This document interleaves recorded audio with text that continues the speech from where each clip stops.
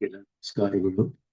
ಶ್ರೀನಿವಾಸ ಇತಿ ಶ್ರೇಷ್ಠದಯಾ ಪಾತ್ರಂ ಗುಣಾನ್ವಿತಃ ಕೌಶಿಕೋನಂತರಂಗಾರ್ಯಸ್ಥಿರಂ ವಿಜೇತಾಂ ಭುವಿ ನ್ಯಸ್ತಾತ್ಮೀಯಭರಂ ವರಪ್ರದ ಗುರೋ ವೈರಾಗ್ಯಭಾಗ್ಯೋ ರಥೋ ವೇದಾಂತಾಮೃತಸಾರವಂತಮನಘಾತ್ ಶ್ರೀನಿವಾಸಾತ್ ಗುರೋಃ ಶ್ರೀಶೈಲಾನ್ವಯಕೌಸ್ತುಭಸ್ಯತನಯಂ ಶ್ರೇಯೋನಿಧೇ ಶ್ರೀನಿಧೇಃ ವಂದೇ ಸಾಧುಕಟಾಕ್ಷಕೇಳಿನಿಲಯಂ ಶ್ರೀಕೃಷ್ಣಸದ್ದೇಶಿಕಂ ಶ್ರೀವಾಸರಂಗಪರಕಾಲಮುನಿತ್ರಯಾಪ್ತಲಕ್ಷ್ಮಾತ್ಮರಕ್ಷಣೇತಿ ತ್ವಯುಗಾಗಮಾन्तಂ आचार्यभक्तिपरिपूतमनर्घशीलं गोपालदेशिकमुनिं गुरुमाश्रयामः। नारायणाख्येतिराजपदाब्जभृङ्गः श्रीवासयोगिगुरुणार्पितभारमीशे भक्त्यादिपूर्णवरदारिकृपात्तचिह्नं श्रीश्रीनिवासमुनिवर्यमहं प्रपद्ये। श्रीनारायणयोगीन्द्रवरदारिकृपाश्रयं रङ्गेशपादविनतं श्रीनिवासमुनिं भजे। श्रीमान् वेङ्कटनाथार्य कवितार्किकेसरी वेदान्ताचार्यवर्यो मे सन्निधत्तां सदा हृदि। यो नित्यमच्युतपदां भुजयुग्मरुक्मव्यामोहतस्तरितराणि तृणाय मेने अस्मद्गुरोर्भगवतोऽस्य देकसिन्धो रामानुजस्य चरणौ शरणं प्रपद्ये।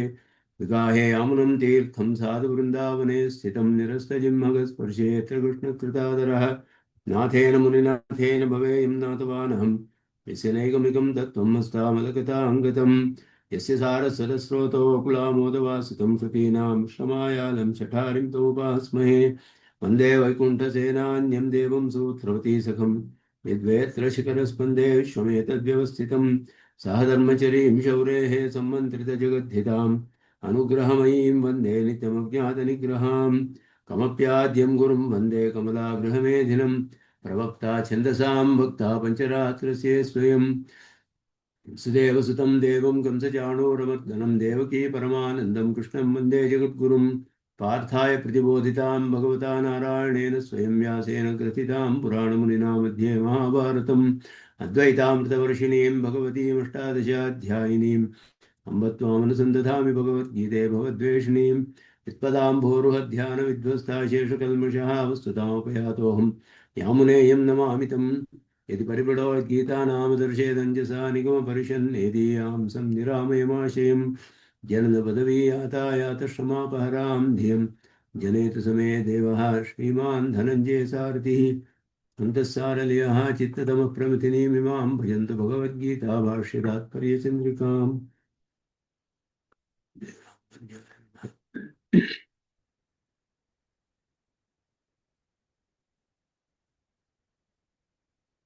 ವಿಶ್ವರೂಪ ದರ್ಶನದಲ್ಲಿ ಪರಮಾತ್ಮನ ಉಗ್ರವಾದ ಎಲ್ಲವನ್ನು ಸಂಹಾರ ಮಾಡುವಂತಹ ರೂಪವನ್ನು ನೋಡಿ ಆಶ್ಚರ್ಯಪಟ್ಟು ಪರಮಾತ್ಮನು ಅರ್ಜುನನಿಗೆ ಅದು ಯಾವ ಕಾರಣದಿಂದ ಈ ರೀತಿ ಅವನ ಪ್ರವೃತ್ತಿಯು ಅವನು ತೋರಿಸ್ತಾ ಇದ್ದಾನೆ ಕೃಷ್ಣ ಪರಮಾತ್ಮ ಅನ್ನೋದು ತಿಳಿಯದೆ ಅದರ ಬಗ್ಗೆ ಪ್ರಶ್ನೆಯನ್ನು ಮಾಡ್ತಾನೆ. ಆಖ್ಯಾಯಿಮೇಕೋ ಭವಾನ್ ಉಗ್ರರೂಪಃ ನಮೋಸ್ತುತೆ ದೇವವರ ಪ್ರಸೀದ ವಿಜ್ಞಾತುಮಿಚ್ಛಾಮಿ ಭವಂತಮಾದ್ಯಂ ನಹಿ ಪ್ರಜಾನಾಮಿ ತಮ ಪ್ರವೃತ್ತಿಂ.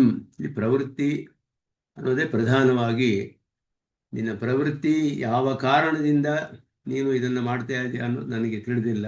ಈ ರೂಪವನ್ನು ತೋರಿಸ್ತಾ ಇದೆಯಾ ಅಷ್ಟೇ ಹೊರತು ನೀನು ಅವನ ಸ್ವರೂಪದ ಬಗ್ಗೆ ಇಲ್ಲಿ ಪ್ರಶ್ನೆಯಲ್ಲ ಅನ್ನೋದನ್ನು ವ್ಯಾಖ್ಯಾನದಲ್ಲಿ ಸ್ಪಷ್ಟಪಡಿಸ್ತಾರೆ.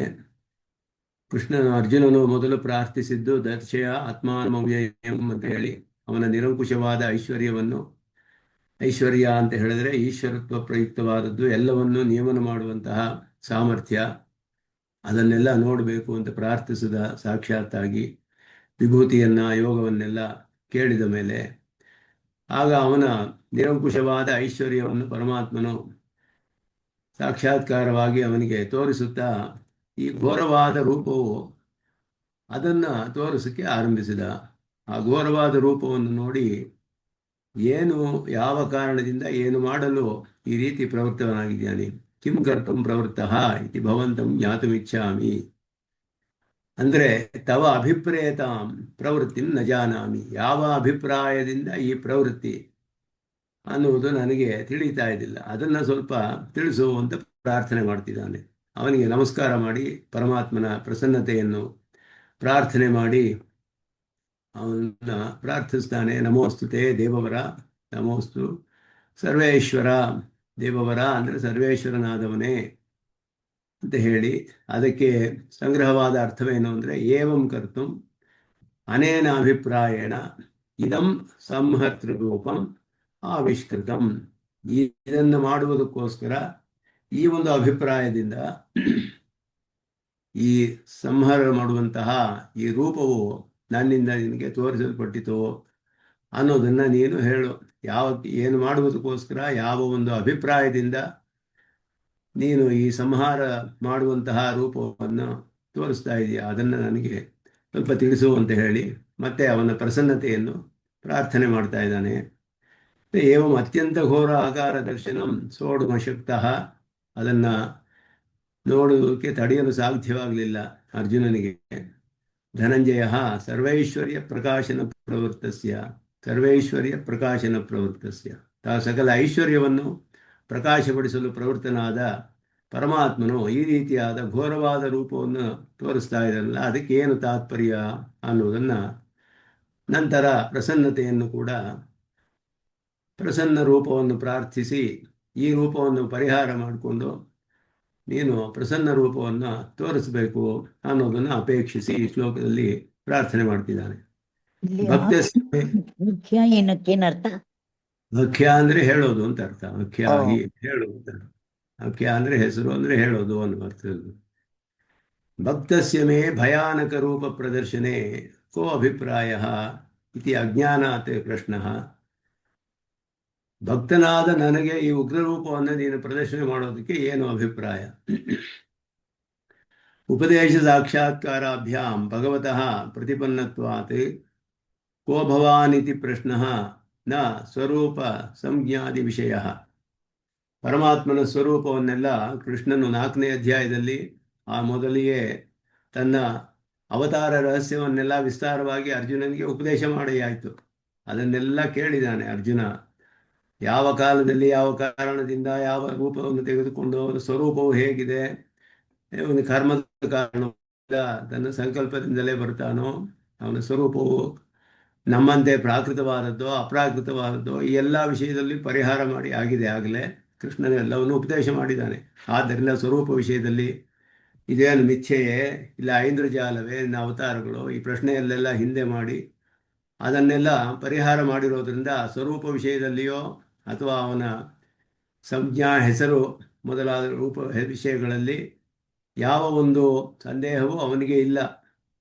ಆದ್ದರಿಂದ ನಹಿ ಪ್ರಜಾನಾಮಿ ತಪ ಪ್ರವೃತ್ತಿಂ ಅನ್ನೋದು ಇತಿ ಪ್ರವೃತ್ತಿ ಪ್ರಶ್ನಾಭಿಪ್ರಾಯೇಣ ಅಜ್ಞಾತಾಂಶಶ್ಚ ಅತ್ರೈವ ನಿರ್ದಿಶ್ಯತೆ ಇತಿ ತದ್ವಿಷಯ ಜಿಜ್ಞಾಸೆಯ ಏವ ಅಯಂ ಪ್ರಶ್ನಃ ಯುಕ್ತಃ ಕಿಂ ಕರ್ತುಂ ಪ್ರವೃತ್ತಃ. ಅದರಿಂದ ಈ ಪ್ರವೃತ್ತಿಯು ಯಾವ ಕಾರಣದಿಂದ ನೀನು ಈ ರೀತಿ ಪ್ರವರ್ತಿಸ್ತಾ ಇದೆಯಾ, ಈ ಸಂಹಾರ ಮಾಡುವುದಕ್ಕೆ, ಈ ಪ್ರವರ್ತನೆಗೆ ಏನು ಕಾರಣ, ಇಂತಹ ರೂಪವನ್ನು ನನಗೆ ತೋರಿಸುವುದಕ್ಕೆ ಏನು ಕಾರಣ ಅನ್ನೋದನ್ನು ಇಲ್ಲಿ ಅಷ್ಟೇ.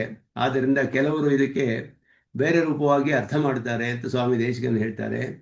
ಕೃಷ್ಣ ರೂಪ ಪ್ರಚ್ಛನ್ನ ಆಗತ ದೈತ್ಯಾಭಿವ್ಯಕ್ತ ಸ್ವರೂಪಾಂತರ ಆದಿ ಶಂಕಯ ಅಯಂ ಪ್ರಶ್ನಃ ಇತಿ ಕೈಶ್ಚಿತ್ ಉಕ್ತಂ ಐತೇನ ನಿರಸ್ತಂ. ಒಂದು ಮರೆಸಿಕೊಂಡು, ಒಬ್ಬ ದೈತ್ಯನೋ ಮರೆಸಿಕೊಂಡು ಕೃಷ್ಣನ ರೂಪದಲ್ಲಿ ಬಂದಿರೋನೋ ಏನೋ ಅನ್ನುವ ಸಂದೇಹ ಬಂತಂತೆ ಅರ್ಜುನನಿಗೆ. ಅದರಿಂದ ಪ್ರಶ್ನೆ ಮಾಡ್ತಿದ್ದಾನೆ ಅಂತ ಕೆಲವರು ಹೇಳ್ತಾರೆ. ಅದು ಇಲ್ಲಿ ಸರಿ ಇಲ್ಲ, ಅದು ನಿರಸನ ಮಾಡಲ್ಪಟ್ಟಿದೆ. ಈ ಉಗ್ರವಾದ ರೂಪವನ್ನು ನೋಡಿ ಯಾರೋ ಒಬ್ಬ ದೈತ್ಯನು ಕೃಷ್ಣನ ರೂಪದಲ್ಲಿ ತನ್ನ ರೂಪವನ್ನು ಮರೆಸಿಕೊಂಡು ಬಂದಿದ್ದಾನೆ ಅನ್ನುವ ಒಂದು ಸಂದೇಹ ಬಂದು ಇವನಿಗೆ ಪ್ರಶ್ನೆ ಮಾಡ್ತಿದ್ದಾನೆ ಅರ್ಜುನ ಅಂತ ಅರ್ಥ ಮಾಡ್ತಾರೆ ಕೆಲವರು. ಅದು ಸರಿ ಇಲ್ಲ ಅಂತ ಹೇಳ್ತಿದ್ದಾರೆ ಇಲ್ಲಿ.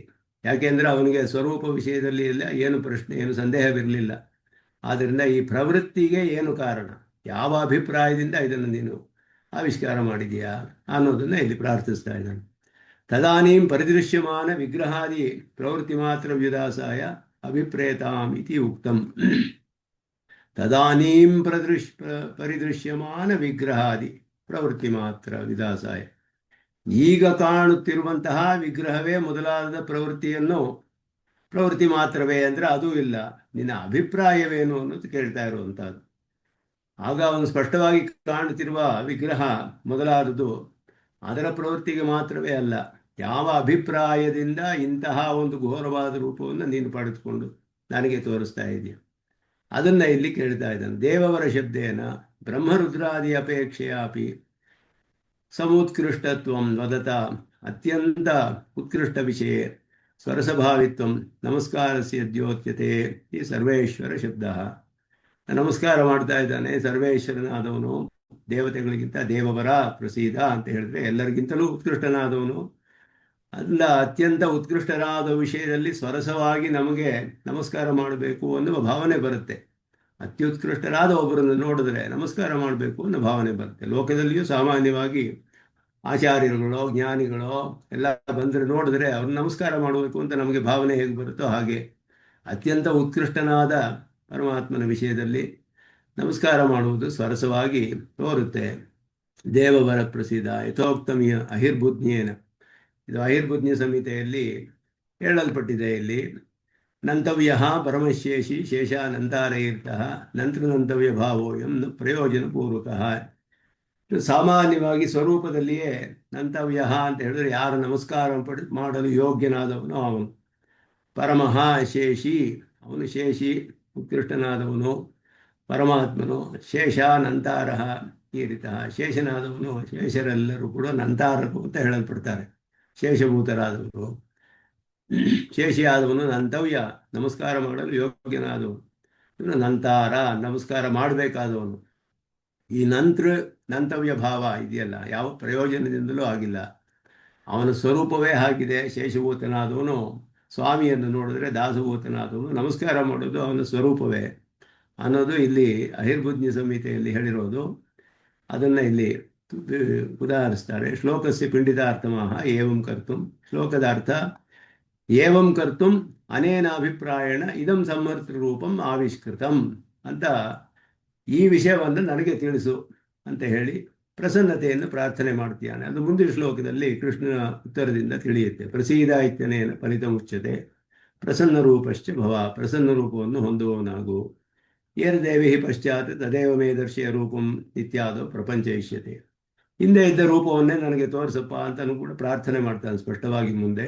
ಅದುವೇ ಇಲ್ಲಿಯೂ ಕೂಡ ಅರ್ಥ ಅನ್ನೋದನ್ನ ಹೇಳ್ತಾರೆ. ಆಶ್ರಿತ ವಾತ್ಸಲ್ಯ ಅತಿರೇಕೇಣ ವಿಶ್ವೈಶ್ವರ್ಯಂ ದರ್ಶಯತಃ ಭವತಃ, ಇದು ಇದಕ್ಕೆ ಸಂಗತಿ. ಘೋರ ರೂಪ ಆವಿಷ್ಕಾರೇ ಕೋ ಅಭಿಪ್ರಾಯ ಇತಿ ಪೃಷ್ಟ. ಇದನ್ನೇ ಯಾವ ಅಭಿಪ್ರಾಯ, ಇಂತಹ ಘೋರವಾದ ರೂಪವನ್ನು ನೀನು ತೋರಿಸೋದಕ್ಕೆ ಯಾವ ಅಭಿಪ್ರಾಯದಿಂದ ಇದನ್ನು ತೋರಿಸ್ತಾ ಇದೆಯಾ ನೀನು? ಅರ್ಜುನನ್ನ ಯುದ್ಧ ಪ್ರೋತ್ಸಾಹ ಮಾಡಬೇಕು, ಧರ್ಮಯುದ್ಧದಲ್ಲಿ ತೊಡಗೋ ಹಾಗೆ ಮಾಡಬೇಕು, ಕರ್ಮಯೋಗದಂತೆ ಮಾಡು ಅದನ್ನ ಅಂತ ಹೇಳಬೇಕು. ಇದೆಲ್ಲ ಮಾಡುವುದು ಅವನ ಅಭಿಪ್ರಾಯ.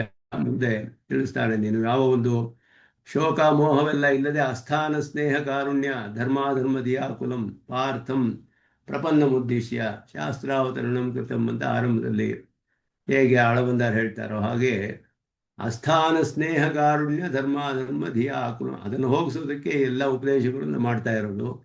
ಅಸ್ಥಾನದಲ್ಲಿ ಸ್ನೇಹ ಕಾರುಣ್ಯ ಹೊತ್ತು, ಅದಕ್ಕೋಸ್ಕರ ಅದೆಲ್ಲವೂ ಕಾರಣ ಅನ್ನೋ ತಿಳಿಯುತ್ತೆ ಮುಂದೆ. ಆಶ್ರಿತ ವಾತ್ಸಲ್ಯ, ಆಶ್ರಿತರಲ್ಲಿ ಅತ್ಯಂತ ಅಧಿಕವಾದ ವಾತ್ಸಲ್ಯವನ್ನು ಉಳ್ಳೋದರಿಂದ ಪರಮಾತ್ಮನು ತನ್ನ ವಿಶ್ವೈಶ್ವರ್ಯವನ್ನೆಲ್ಲ ತೋರಿಸುತ್ತಾ ಹಾಗೆಯೇ ಘೋರವಾದ ರೂಪವನ್ನು ತೋರಿಸಿದ. ಅದಕ್ಕೇನು ಕಾರಣ ಅಂತ ಕೇಳಿದಾಗ ಭಗವಾನ್ ಪಾರ್ಥ ಸಾರಥಿ ಸ್ವ ಅಭಿಪ್ರಾಯ ಮಾಹ, ತನ್ನ ಅಭಿಪ್ರಾಯವನ್ನು ಕೃಷ್ಣನು ಹೇಳ್ತಾ ಇರೋದು. ಪಾರ್ಥೋದ್ಯೋಗೇನ ವಿನಾಪಿ, ಏನು ಅವನ ಅಭಿಪ್ರಾಯ ಅನ್ನೋದನ್ನು ಭಾಷ್ಯಕಾರರು ತಿಳಿಸ್ತಾರೆ.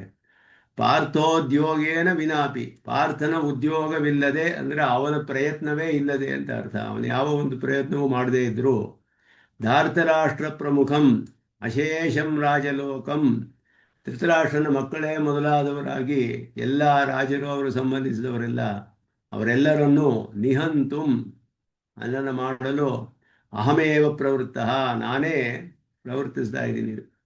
ಇತಿ ಜ್ಞಾಪನಾಯ, ಇದನ್ನು ತಿಳಿಸೋದಕ್ಕೋಸ್ಕರ ಮಮ ಘೋರ ರೂಪ ಆವಿಷ್ಕಾರ ತಜ್ಞಾಪನಂಚ ಪಾರ್ಥಂ ಉದ್ಯೋಜಯಿತು ಇತಿ, ಅವನನ್ನು ಉದ್ಯೋಗಿಸಲು ಯುದ್ಧ ಮಾಡಲು ಪ್ರೋತ್ಸಾಹನೆ ಕೊಡಬೇಕು, ಯುದ್ಧ ಮಾಡಬೇಕು.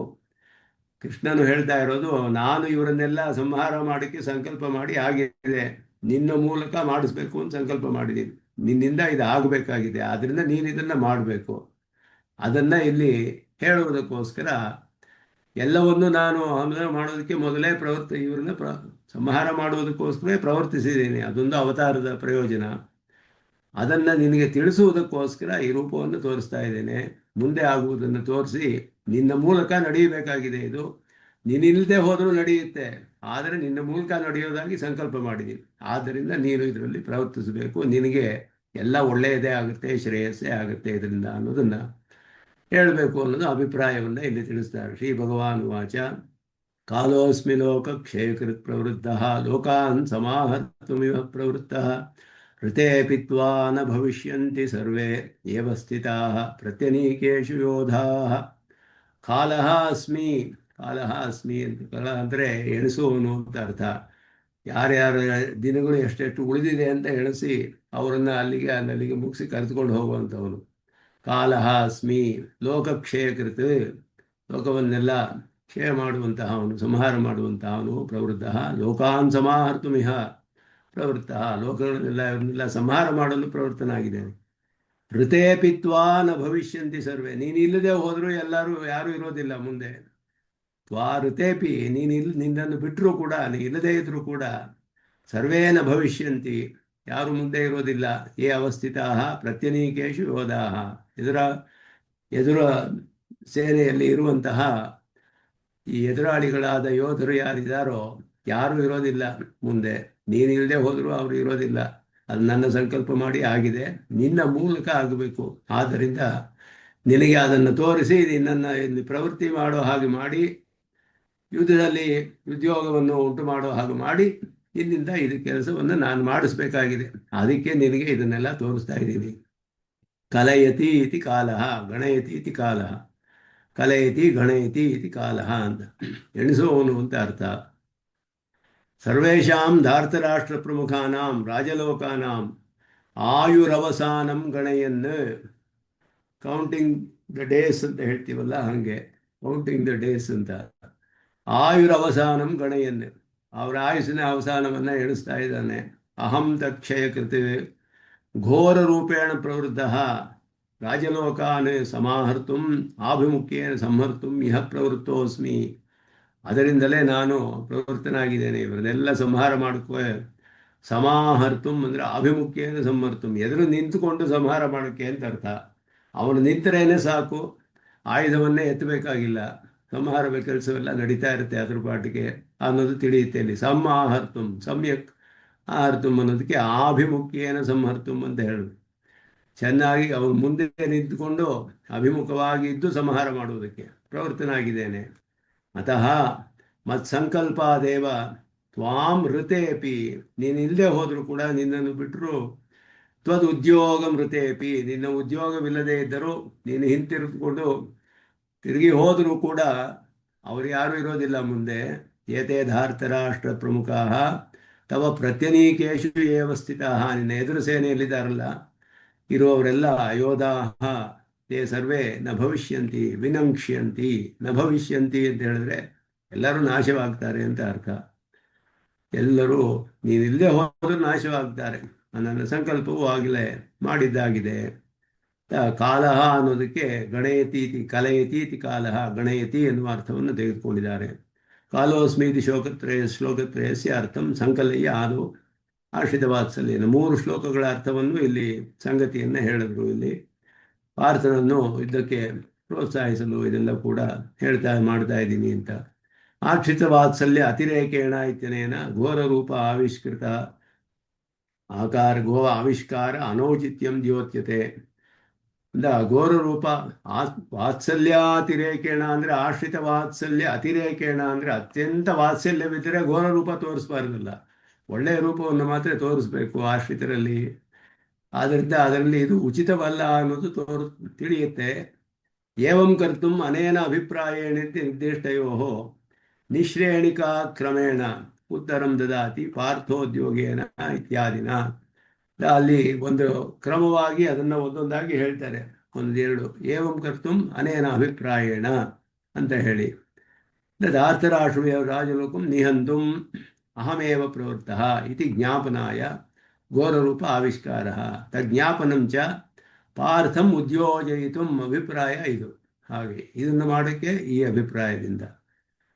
ಕಾಲಶಬ್ದಸ್ಯ ಅರ್ಥ ಅತ್ರ ಕಲಾಮುಹೂರ್ತಾದಿಮಯ ಕಾಲದ್ರವ್ಯ ಪರತ್ವೆ ಮಾತೃಪರತ್ವೆ ಯಾವ್ಯಾವ ಅರ್ಥ ಮಾಡಿದ್ರೆ ಇದು ಕಾಲಕ್ಕೆ ಅರ್ಥ ಮಾಡ್ಬೋದು, ಕಾಲ ಶಬ್ದಕ್ಕೆ ಅದೆಲ್ಲವೂ ಹೇಗೆ ಸರಿ ಇಲ್ಲ, ಇದುವೇ ಸರಿಯಾದ ಅರ್ಥ. ಇಲ್ಲಿ ಭಾಷಿಕಾರರು ಹೇಳಿರೋದು ಗಣಯತಿ ಕಲಯತಿ ಅಂದರೆ ಗಣಯತಿ ಅಂತ ಅರ್ಥ ಮಾಡಿದ್ದಾರೆ, ಕಲಯತಿ ಇತಿ ಕಾಲಹ ಅಂತ ಹೇಳಿ.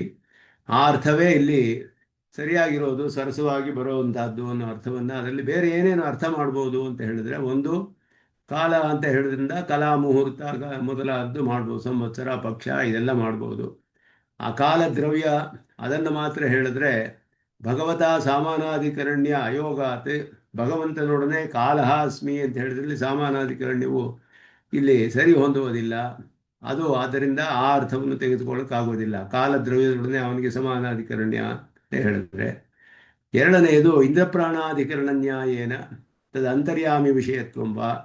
ಇಂದ್ರಪ್ರಾಣಾಧಿಕರಣದಲ್ಲಿ ಇಂದ್ರನಿಗೆ ಅಂತರ್ಯಾಮಿಯಾದ ಪರಮಾತ್ಮನ ಉಪಾಸನೆ ಅಲ್ಲಿ ಹೇಳಲ್ಪಟ್ಟಿದೆ. ಅಲ್ಲಿ ಅವನು ಹೇಳ್ತಾನೆ, ಮಾಮುಪಾಸ್ವ ಪ್ರಾಣೋಸ್ಮಿ ಪ್ರಜ್ಞಾತ್ಮ ಅಹಂ ಆಯುರಮೃತಂ ಇತಿ ಮಾಮ್ ಉಪಾಸ್ವ ಅಂತ ಇಂದ್ರನು ಹೇಳಿದ ಅವನಿಗೆ. ಅದನ್ನು ಆ ಅರ್ಥವನ್ನು ಅಂತರ್ಯಾಮಿ ಪರವಾಗಿ ಮಾಮ್ ಅಂತ ಅರ್ಥವು ಅಂತರ್ಯಾಮಿ ಪರ್ಯಂತವಾಗಿದೆ ಅಂತ ಹೇಳಿ ಅದರಿಂದ ಕಾಲಾಂತರ್ಯಾಮಿಯಾದ ಪರಮಾತ್ಮ ಅಂತ ಅರ್ಥ ಮಾಡಬಹುದು. ಅಥವಾ ಆಕಾಶ ಪ್ರಾಣಾಧಿಕರಣ ನ್ಯಾಯೇನ ಯೌಗಿಕ ಅರ್ಥತ್ವಂವ, ಅಥವಾ ಯೌಗಿಕವಾದ ಅರ್ಥವನ್ನು ಹೇಳಿ ಕಾಲಕ್ಕೆ ಕಾಲದ್ರವ್ಯ ಅಂತಲೇ ಅರ್ಥ ಹೇಳಿ, ಬರೀ ಕಾಲದ್ರವ್ಯ ಅಂತ ಅರ್ಥ ಹೇಳೋಕ್ಕಾಗಲ್ಲ, ಕಾಲದ್ರವ್ಯಕ್ಕೆ ಅಂತರ್ಯಾಮಿಯಾದ ಪರಮಾತ್ಮ ಅಂತ ಅರ್ಥ ಮಾಡ್ಬೋದು ಕಾಲಹ ಅಸ್ಮೀನು ಸಾಮಾನಾಧಿಕರಣದಲ್ಲಿ. ಅಥವಾ ಕಾಲ ಶಬ್ದಕ್ಕೆ ಯೌಗಿಕವಾದ ಅರ್ಥವನ್ನು ಹೇಳ್ಬೋದು. ಹೇಗೆ ಅಂದರೆ ಆಕಾಶಾಧಿಕರಣ, ಆಕಾಶ ತಲ್ಲಿಂಗಾತ್ ಅಂತ ಬ್ರಹ್ಮಸೂತ್ರದಲ್ಲಿ ಆಕಾಶೋ ವೈ ನಾಮರೂಪಯೋರ್ ನಿರ್ವಹಿತ ಅಂತ ಬರುತ್ತೆ.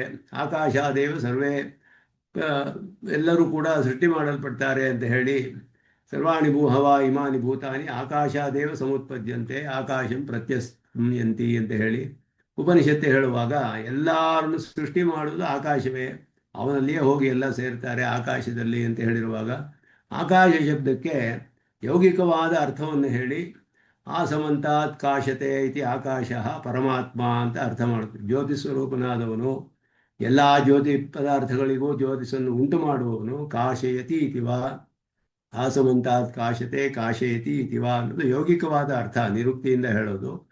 ಆ ಅರ್ಥವನ್ನು ಬೇಕಾದರೂ ತೆಗೆದುಕೊಳ್ಳಬಹುದು ಕಾಲಶಬ್ದಕ್ಕೆ. ಅದು ಕಲಯತಿ ಅನ್ನುವುದು ಯೌಗಿಕವಾದ ಅರ್ಥ, ಹಾಗೆಯೂ ಅರ್ಥ ಮಾಡ್ಬೋದು.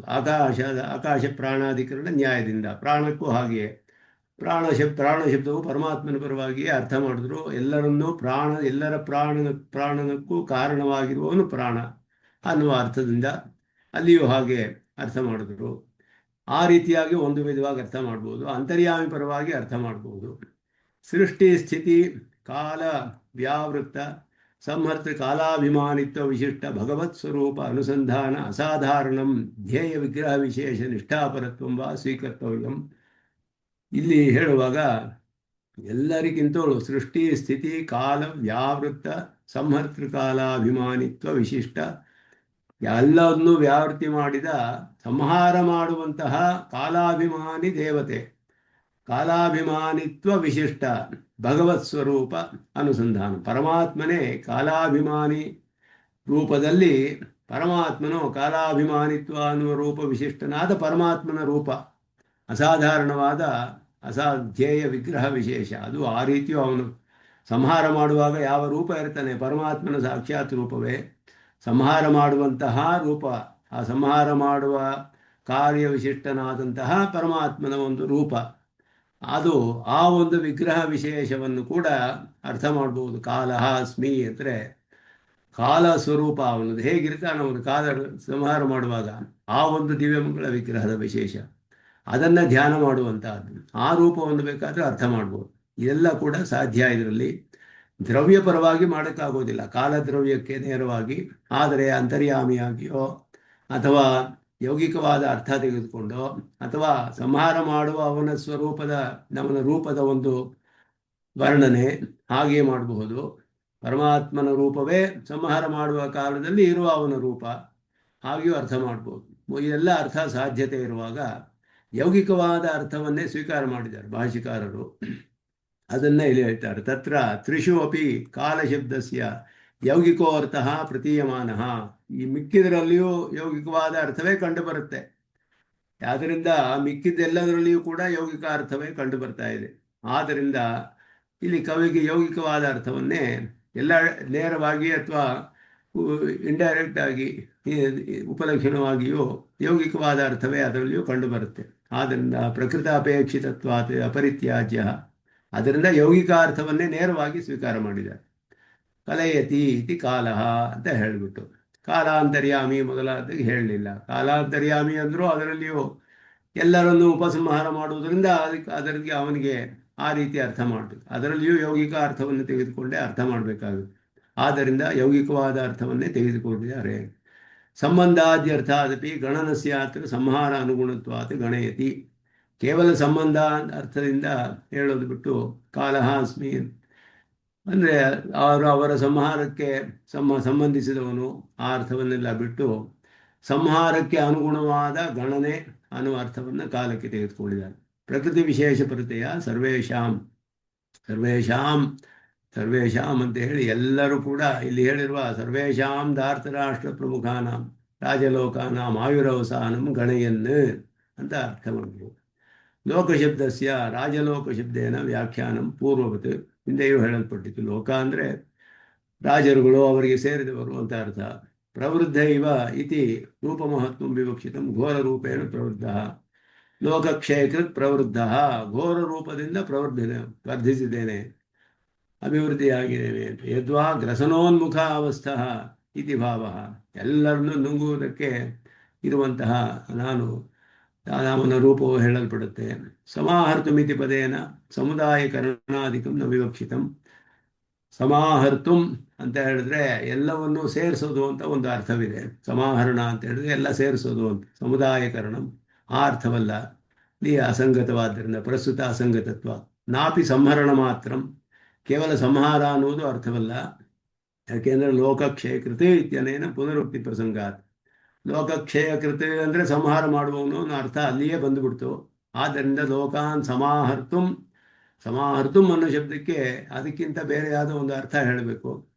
ಆಭಿಮುಖ್ಯೇನ ಸಂಹರ್ತುಂ ಅಂತ ಅರ್ಥ ಮಾಡ್ತಾರೆ. ಇಲ್ಲಿ ಸಂಹರಣಮೇವ ಮಧ್ಯನಿವಿಷ್ಟೇನ ಅಪಿ ಉಪಸರ್ಗಾಂತರೇಣ ವಿಶೇಷ್ಯತೆ ಇತಿ ಆಭಿಮುಖ್ಯೇನ ಲೋಕಾನ್ ಸಮಾಹರ್ತುಮಿಹ ಪ್ರವೃತ್ತ ಅಂತ ಹೇಳಿ, ಸಂಹರಣವೇ ಇಲ್ಲಿ ಮುಖ್ಯವಾಗಿದ್ದರೂ ಕೂಡ ಉಪಸರ್ಗದಿಂದ ಆಭಿಮುಖ್ಯೇನ ಅಂತೇಳಿ ಮುಂದೆ ಅದು ಎದುರಿಗೆ ನಿಂತ್ಕೊಂಡೆ ಅಂತ ಹೇಳಿ, ಎದುರು ನಿಂತರೆ ಸಾಕು ಅವನು ಎಲ್ಲರೂ ಸಂಹಾರವೂ ಆಗಿಬಿಡುತ್ತೆ, ಯಾವ ಆಯುಧವನ್ನು ಎತ್ತಬೇಕಾಗಿಲ್ಲ ಅಂತ. ಅಪರೋಕ್ಷತಃ ಅಂತ ಹೇಳಿ ನೇರವಾಗಿ ಅಂತ ಅರ್ಥ. ಪರೋಕ್ಷವಲ್ಲ, ಅಪರೋಕ್ಷತಃ ಸಾಕ್ಷಾತ್ತಾಗಿ ನಿಂತು ಎಲ್ಲರನ್ನೂ ಸಂಹಾರ ಮಾಡ್ತಿರೋ ಅಂತ ಅರ್ಥ. ಭೃತ್ಯೈ ಶತ್ರು ನಿರಸನಮತೆ ನ ಪರೋಕ್ಷ ಸಂಹಾರ ಅಯಂ. ಭೃತ್ಯರ ಮೂಲಕ ಶತ್ರುವನ್ನು ಸಂಹಾರ ಮಾಡುವ ಹಾಗೆ ಅಲ್ಲ ಇದು, ನೇರವಾಗಿಯೇ ಅಂತ ಹೇಳಿ ಆಭಿಮುಖ್ಯ ಮಾತ್ರಮೇವ ಸಂಹಾರ ಹೇತು ರೀತಿ ಭಾವ ಹೇಳ್ತಾರೆ. ಇಲ್ಲಿ ಆಭಿಮುಖ್ಯ ಮಾತ್ರಮೇವ ಸಂಹಾರ ಹೇತು. ಅವನು ಮುಂದೆ ಅವನು ನಿಂತಿದ್ರೆ ಸಾಕು. ಅದನ್ನು ತಿಳಿದಿದ್ದ ಅರ್ಜುನ ಮೊದಲು, ಅದರಿಂದಲೇ ಅವನು ಕೃಷ್ಣನು ನನ್ನ ಸೈನ್ಯ ಬೇಕು ನಾನು ಬೇಕು ಅಂತ ಹೇಳಿದ್ರೆ ನೀನು ಬಾ ಸಾಕು ಅಂತ ಕೇಳ್ದ. ಅವನು ಕೃಷ್ಣನನ್ನೇ ಪ್ರಾರ್ಥನೆ ಮಾಡಿದ. ಕೃಷ್ಣ ಒಬ್ಬ ಇದರ ಆಯುಧಗಳನ್ನು ತೆಗೆಯೋದಿಲ್ಲ ಅಂತ ಹೇಳಿದ್ರು ಕೂಡ ನೀ ಆಯುಧಗಳನ್ನು ತೆಗಿಬೇಕಾಗಿಲ್ಲ, ನೀನು ನಮ್ಮ ಜೊತೆ ಇರು ಸಾಕು ಅಂತ ಅರ್ಜುನ ಪ್ರಾರ್ಥನೆ ಮಾಡ್ತಾನೆ. ಅದುವೇ ಇಲ್ಲಿ ಆಭಿಮುಖ್ಯ ಮಾತ್ರಮೇವ ಸಂಹಾರ ಹೇತು. ಅವನು ಎದುರು ನಿಂತಿದ್ರೆ ಸಾಕು ಅಷ್ಟೇ. ಅವನಿಗೆ ಮನಸೈವ ಜಗತ್ ಸೃಷ್ಟಿಂ ಸಂಹಾರಂ ಚ ಕರೋತಿಯ, ಸಂಕಲ್ಪ ಮಾಡಿದ್ರೆ ಸಾಕು. ಅವನು ಸೃಷ್ಟಿ ಸಂಹಾರವು ಎಲ್ಲವೂ ಸಂಕಲ್ಪದಿಂದಲೇ ಆಗ್ಬಿಡುತ್ತೆ. ತಸ್ಯಾರಿ ಪಕ್ಷ ಕ್ಷಪಣೆ ಕಿಯಾನ್ ಉದ್ಯಮ ವಿಸ್ತಾರ. ಏನು ಮಾಡಬೇಕಾಗಿದೆ, ಏನಾದರೂ ಪ್ರವೃತ್ತಿ ಅವನು ಕೆಲಸ ಮಾಡಬೇಕಾಗಿದೆಯಾ ಅಂದರೆ ಏನು ಮಾಡಬೇಕಾಗಿಲ್ಲ. ಶತ್ರುಗಳ ಪಕ್ಷವನ್ನೆಲ್ಲ ನಾಶಪಡಿಸೋದಕ್ಕೆ ಮನಸಾ ಏವ ಸಂಕಲ್ಪ ಮಾಡಿದ್ರೆ ಸಾಕು. ಅವನಿಗೆ ಜಗತ್ ಸೃಷ್ಟಿ ಸಂಹಾರ ಎಲ್ಲವನ್ನು ಮಾಡ್ತಾನವನು. ವಿಷ್ಣು ಪುರಾಣದ ಶ್ಲೋಕವನ್ನು ಹೇಳ್ತಾರೆ. ಇತ್ಯಾದಿ ಅನುಸಾರೇಣ ಅತಃ ಸಂಕಲ್ಪಾದೇವ, ಸಂಕಲ್ಪದಿಂದಲೇ ನಿಮಿತ್ತಭೂತ ವ್ಯಾಪ್ರಿಯಮಾಣ ಆಕಾರಸ್ತು ಅಯಂ ಇತಿ ವಿವಕ್ಷಿತಃ ತ್ವದುದ್ಯೋಗ ಮೃತೇಪಿ ಅಂತ ಹೇಳಿ. ಅದರಿಂದ ಇಲ್ಲಿ ನಿಮಿತ್ತದ ಮೂಲಕ ಆಗುವಂತಹ ಆಕಾರ. ಆದ್ದರಿಂದ ಆಕಾರಸ್ತು ಅಯಂ ಆಕಾರಸ್ತ್ವಂ ಇತಿ ನಿಮಿತ್ತಭೂತ ವ್ಯಾಪ್ರಿಯಮಾಣ ಆಕಾರ ತ್ವಂ. ಇದು ಅರ್ಜುನನಿಗೆ ಹೇಳ್ತಾ ಇದ್ದಾನೆ. ನಿಮಿತ್ತಭೂತವಾದ ವ್ಯಾಪಾರಕ್ಕೆ ಕಾರಣವಾದವನು ನೀನು. ಅಂತ ಹೇಳಿ ನಿನ್ನ ಮೂಲಕ ಮಾಡಿಸ್ತೀನಿ, ನೀನು ಇಲ್ಲದೆ ಹೋದರೂ ಈ ಕೆಲಸ ನಡೆಯುತ್ತೆ. ಆದರೆ ನೀನು ನಿಮಿತ್ತಭೂತನಾದ ಆಕಾರವಾಗಿದೆಯಾ. ತ್ವದ್ಯುದ್ಯೋಗ ಮೃತೇಪಿ, ಏನು ಮಾಡದೆ ಹೋದರೂ ಕೆಲಸ ನಡೀತಾ ಇರುತ್ತೆ. ನ ಭವಿಷ್ಯಂತಿ ನ ಉತ್ಪತ್ಸ್ಯಂತೆ ಇತಿ ಪ್ರತೀತಿ ಸ್ಯಾತ್. ಭವಿಷ್ಯಂತಿ ಅನ್ನೋದು ಫ್ಯೂಚರ್ ಟೆನ್ಸಲ್ಲಿದೆ, ಭವಿಷ್ಯತ್ ಕಾಲದಲ್ಲೂ ಮುಂದೆ ಆಗುವಂತಹದ್ದು. ಮುಂದೆ ಉತ್ಪನ್ನವಾಗೋದಿಲ್ಲ ಅಂತ ಅರ್ಥವಲ್ಲ ಇಲ್ಲಿ. ನ ಭವಿಷ್ಯಂತಿ ಅಂತ ಹೇಳಿದ್ರೆ ನಾಶವಾಗ್ತಾರೆ ಅಂತ ಅರ್ಥ, ಇರೋದಿಲ್ಲ ಅಂತ ಅರ್ಥ ಇಲ್ಲಿ. ತದ್ವ್ಯವಚ್ಛೇದಾಯ ಉತ್ತರ ಕಾಲ ಸತ್ತಾ ನಿಷೇಧ ಪರಧಾಮಃ ವಿನಂಕ್ಷ್ಯಂತಿ. ಮುಂದೆ ಇರೋದಿಲ್ಲ ಅನ್ನೋದು ಅರ್ಥ. ನಾಶವಾಗ್ತಾರೆ, ನೀ ಇಲ್ಲದೆ ಹೋದರೂ ಅವ್ರು ನಾಶವಾಗ್ತಾರೆ. ನೀನು ನಿಮಿತ್ತ ಮಾತ್ರ. ನಿನ್ನ ಮೂಲಕ ಮಾಡಬೇಕು ಅಂತ ನಾನು ಸಂಕಲ್ಪ ಮಾಡಿ ಆಗಿದೆ. ಸಂಕಲ್ಪದಿಂದಲೇ ಎಲ್ಲವೂ ನಡೆಯುತ್ತೆ. ಆದ್ದರಿಂದ ನೇರವಾಗಿ ನಿಂತು ನಾನು ಎಲ್ಲರನ್ನೂ ಸಮಾನ ಮಾಡಬೇಕು, ಸಮಾನ ಸಂಕಲ್ಪ ಮಾಡಿ ಆಗಿದೆ. ಆ ಕಾರಣದಿಂದ ನಿನಗೆ ಅದನ್ನು ನಾನು ನಿನ್ನ ಮೂಲಕ ಮಾಡಬೇಕಾಗಿದೆ. ಆ ಅಭಿಪ್ರಾಯದಿಂದ ನಿನಗೆ ತೋರಿಸ್ತಾ ಇದ್ದೀನಿ ಇದನ್ನು. ಅದಕ್ಕೆ ನೀನು ನಿಮಿತ್ತನಾಗಬೇಕು ಅನ್ನೋದು ಇಲ್ಲಿ. ತಸ್ಮಾತ್ ತ್ವಮುತ್ತಿಷ್ಠ ಯಶೋ ಲಭಸ್ವ. ನೀನು ಇಲ್ಲೇ ಹೋದರೂ ನಡೆಯುತ್ತೆ, ಆದ್ದರಿಂದ ನಿನ್ನ ಮೂಲಕ ಮಾಡಬೇಕು ಅಂತ ಸಂಕಲ್ಪಿಸಿರೋದ್ರಿಂದ ಎದ್ದೇಳು, ಎದ್ದು ಯಶಸ್ಸನ್ನು ಪಡೆದುಕೋ. ಜಿತ್ವಾ ಶತ್ರುವನ್ನು ಭುಂಕ್ಷ್ವ ರಾಜ್ಯಂ ಸಮೃದ್ಧಂ. ಶತ್ರುಗಳನ್ನೆಲ್ಲ ಗೆದ್ದು ಸಮೃದ್ಧವಾಗಿ ರಾಜ್ಯವನ್ನೆಲ್ಲ ಅನುಭವಿಸು. ಮಯೈವ ಏತೆ ನಿಹತಾಃ ಪೂರ್ವಮೇವ. ಎಲ್ಲರೂ ಆಗಲೇ ಹತರಾಗಿಬಿಟ್ಟಿದ್ದಾರೆ. ನಿಮಿತ್ತ ಮಾತ್ರಂ ಭವ ಸವ್ಯಸಾಚಿನ್. ನಿಮಿತ್ತ ಮಾತ್ರ ನೀನು ಆಗಪ್ಪ. ಅವನಿಗೆ ಒಂದು ವಿಶೇಷಣ ಸವ್ಯಸಾಚಿನ್ ಅಂದರೆ ಎಡಗೈಯಿಂದಲೂ ಕೂಡ ಬಾಣ ಬಿಡಲು ಅವನಿಗೆ ಸಾಮರ್ಥ್ಯವಿದೆ ಅಂತ ಅರ್ಥ. ಸವ್ಯಸಾಚಿ ಅಂತ ಹೇಳು. ಶಚ ಸಮವಾಯ ಅಂತ ಧಾತು. ಅವನು ಬಾಣವನ್ನು ಅನುಸಂಧಾನ ಮಾಡೋದಕ್ಕೆ ಸವ್ಯ ಅಂದರೆ ಎಡಗಡೆ.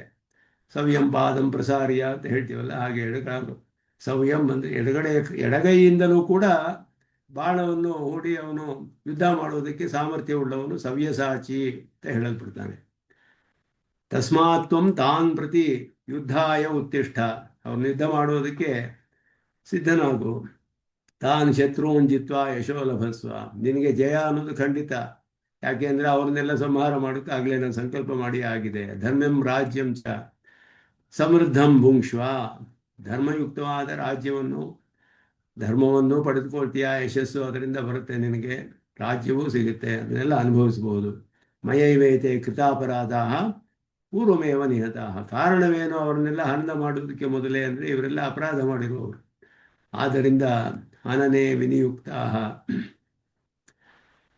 ಹನನ ಮಾಡುವುದರಲ್ಲಿ ಯೋಗಿಸಲ್ಪಟ್ಟಿದ್ದಾರೆ ಅವರು. ನಿಹತಾಹ ಅಂದರೆ ಮೊದಲೇ ಸಂಹಾರ ಮಾಡಲ್ಪಟ್ಟಿದ್ದಾರೆ. ಅಂದರೆ ಸಂಹಾರ ಕ್ರಿಯೆಯಲ್ಲಿ ಅವರನ್ನು ನಾನೀಗ ಯೋಜಿಸ್ತಾ ಇದ್ದೇನೆ, ಅಂದರೆ ಸಂಬಂಧಪಡಿಸ್ತಾ ಇದ್ದೇನೆ, ಅಂದರೆ ಮುಂದೆ ಸಂಹಾರವಾಗುತ್ತೆ ಅವ್ರದ್ದು ಅನ್ನೋದು ಅರ್ಥ. ತ್ವಂತು ತೇಷಾಂ ಹನನೆ ನಿಮಿತ್ತ ಮಾತ್ರಂ ಭವ. ಮಯಾ ಹನ್ಯಮಾನಾನಾಂ ಶಸ್ತ್ರಾದಿಸ್ಥಾನೀಯ ಭವ. ಅವರು ಯಾರ್ಯಾರು ನನ್ನಿಂದ ಸಂಹಾರ ಮಾಡಲ್ಪಡ್ತಾರೋ ಅವರಿಗೆ ನೀನು ಶಸ್ತ್ರವೇ ಮೊದಲಾದ ಸ್ಥಾನದಲ್ಲಿ ಇರೋ ಹಾಗೆ. ನಿಮಿತ್ತ ಅಂತ ಹೇಳಿದ್ರೆ ಶಸ್ತ್ರದ ಸ್ಥಾನದಲ್ಲಿ ಇದೆಯಾ ನೀನು.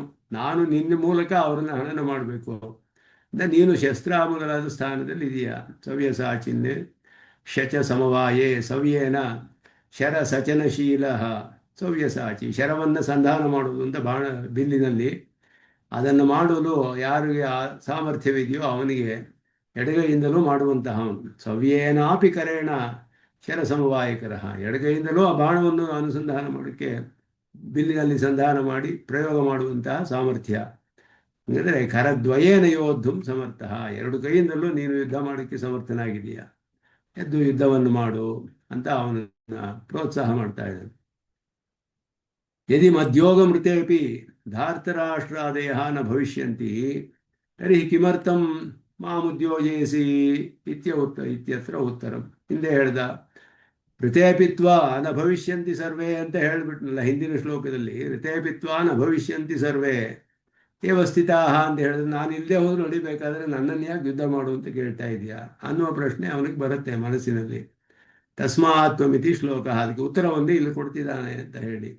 ಯಾಕೆಂದರೆ ಇವನ ಮೂಲಕ ಮಾಡಿಸಿ ಇವನಿಗೆ ಯಶಸ್ಸು ಇದು ಎಲ್ಲವೂ ಕೂಡ ಭೋಗಗಳೆಲ್ಲ ಉಂಟು ಮಾಡೋ ಹಾಗೆ ಮಾಡಬೇಕು ಅನ್ನೋದು ಅಲ್ಲಿ ಕಾರಣ. ಮದ್ಭಕ್ತಸ್ಯತೆ ಜಯ ಯಶೋ ರಾಜ್ಯಾದಿ ಲಾಭಾರ್ಥಂ ತದುದ್ಯೋಜನಮಿತಿ ಪರಿಹಾರಾಶಯ. ನನ್ನ ಭಕ್ತನಾದ ನಿನಗೆ ಜಯವೋ ಯಶಸ್ಸು ರಾಜ್ಯವೂ ಮೊದಲಾದದೆಲ್ಲ ಉಂಟಾಗಬೇಕು. ಅದರಿಂದ ನಿನ್ನನ್ನು ನಿಮಿತ್ತನಾಗಿ ಮಾಡಿಕೊಂಡು ಮಾಡೋಕ್ಕೆ ನಾನು ಸಂಕಲ್ಪ ಮಾಡಿದ್ದೇನೆ. ಹಿತ್ವಾ ಶತ್ರುನಿತಿ ಯಶೋ ಯಶೋರಾಜ್ಯಯೋ ಸಾಧಾರಣ ಹೇತು. ಯಶಸ್ಸಿಗೂ ರಾಜ್ಯಕ್ಕೂ ಶತ್ರುಜಯವೋ ಕಾರಣವಾಗುತ್ತೆ ಸಾಧಾರಣವಾಗಿ. ವೈಷಮ್ಯ ನೈರ್ಗುಣ್ಯ ಪರಿಹಾರೇಣ ಜಿಘಾಂಸ ಹೇತು ಪ್ರದರ್ಶನಾರ್ಥಂ ಕೃತಾಪರಾಧ.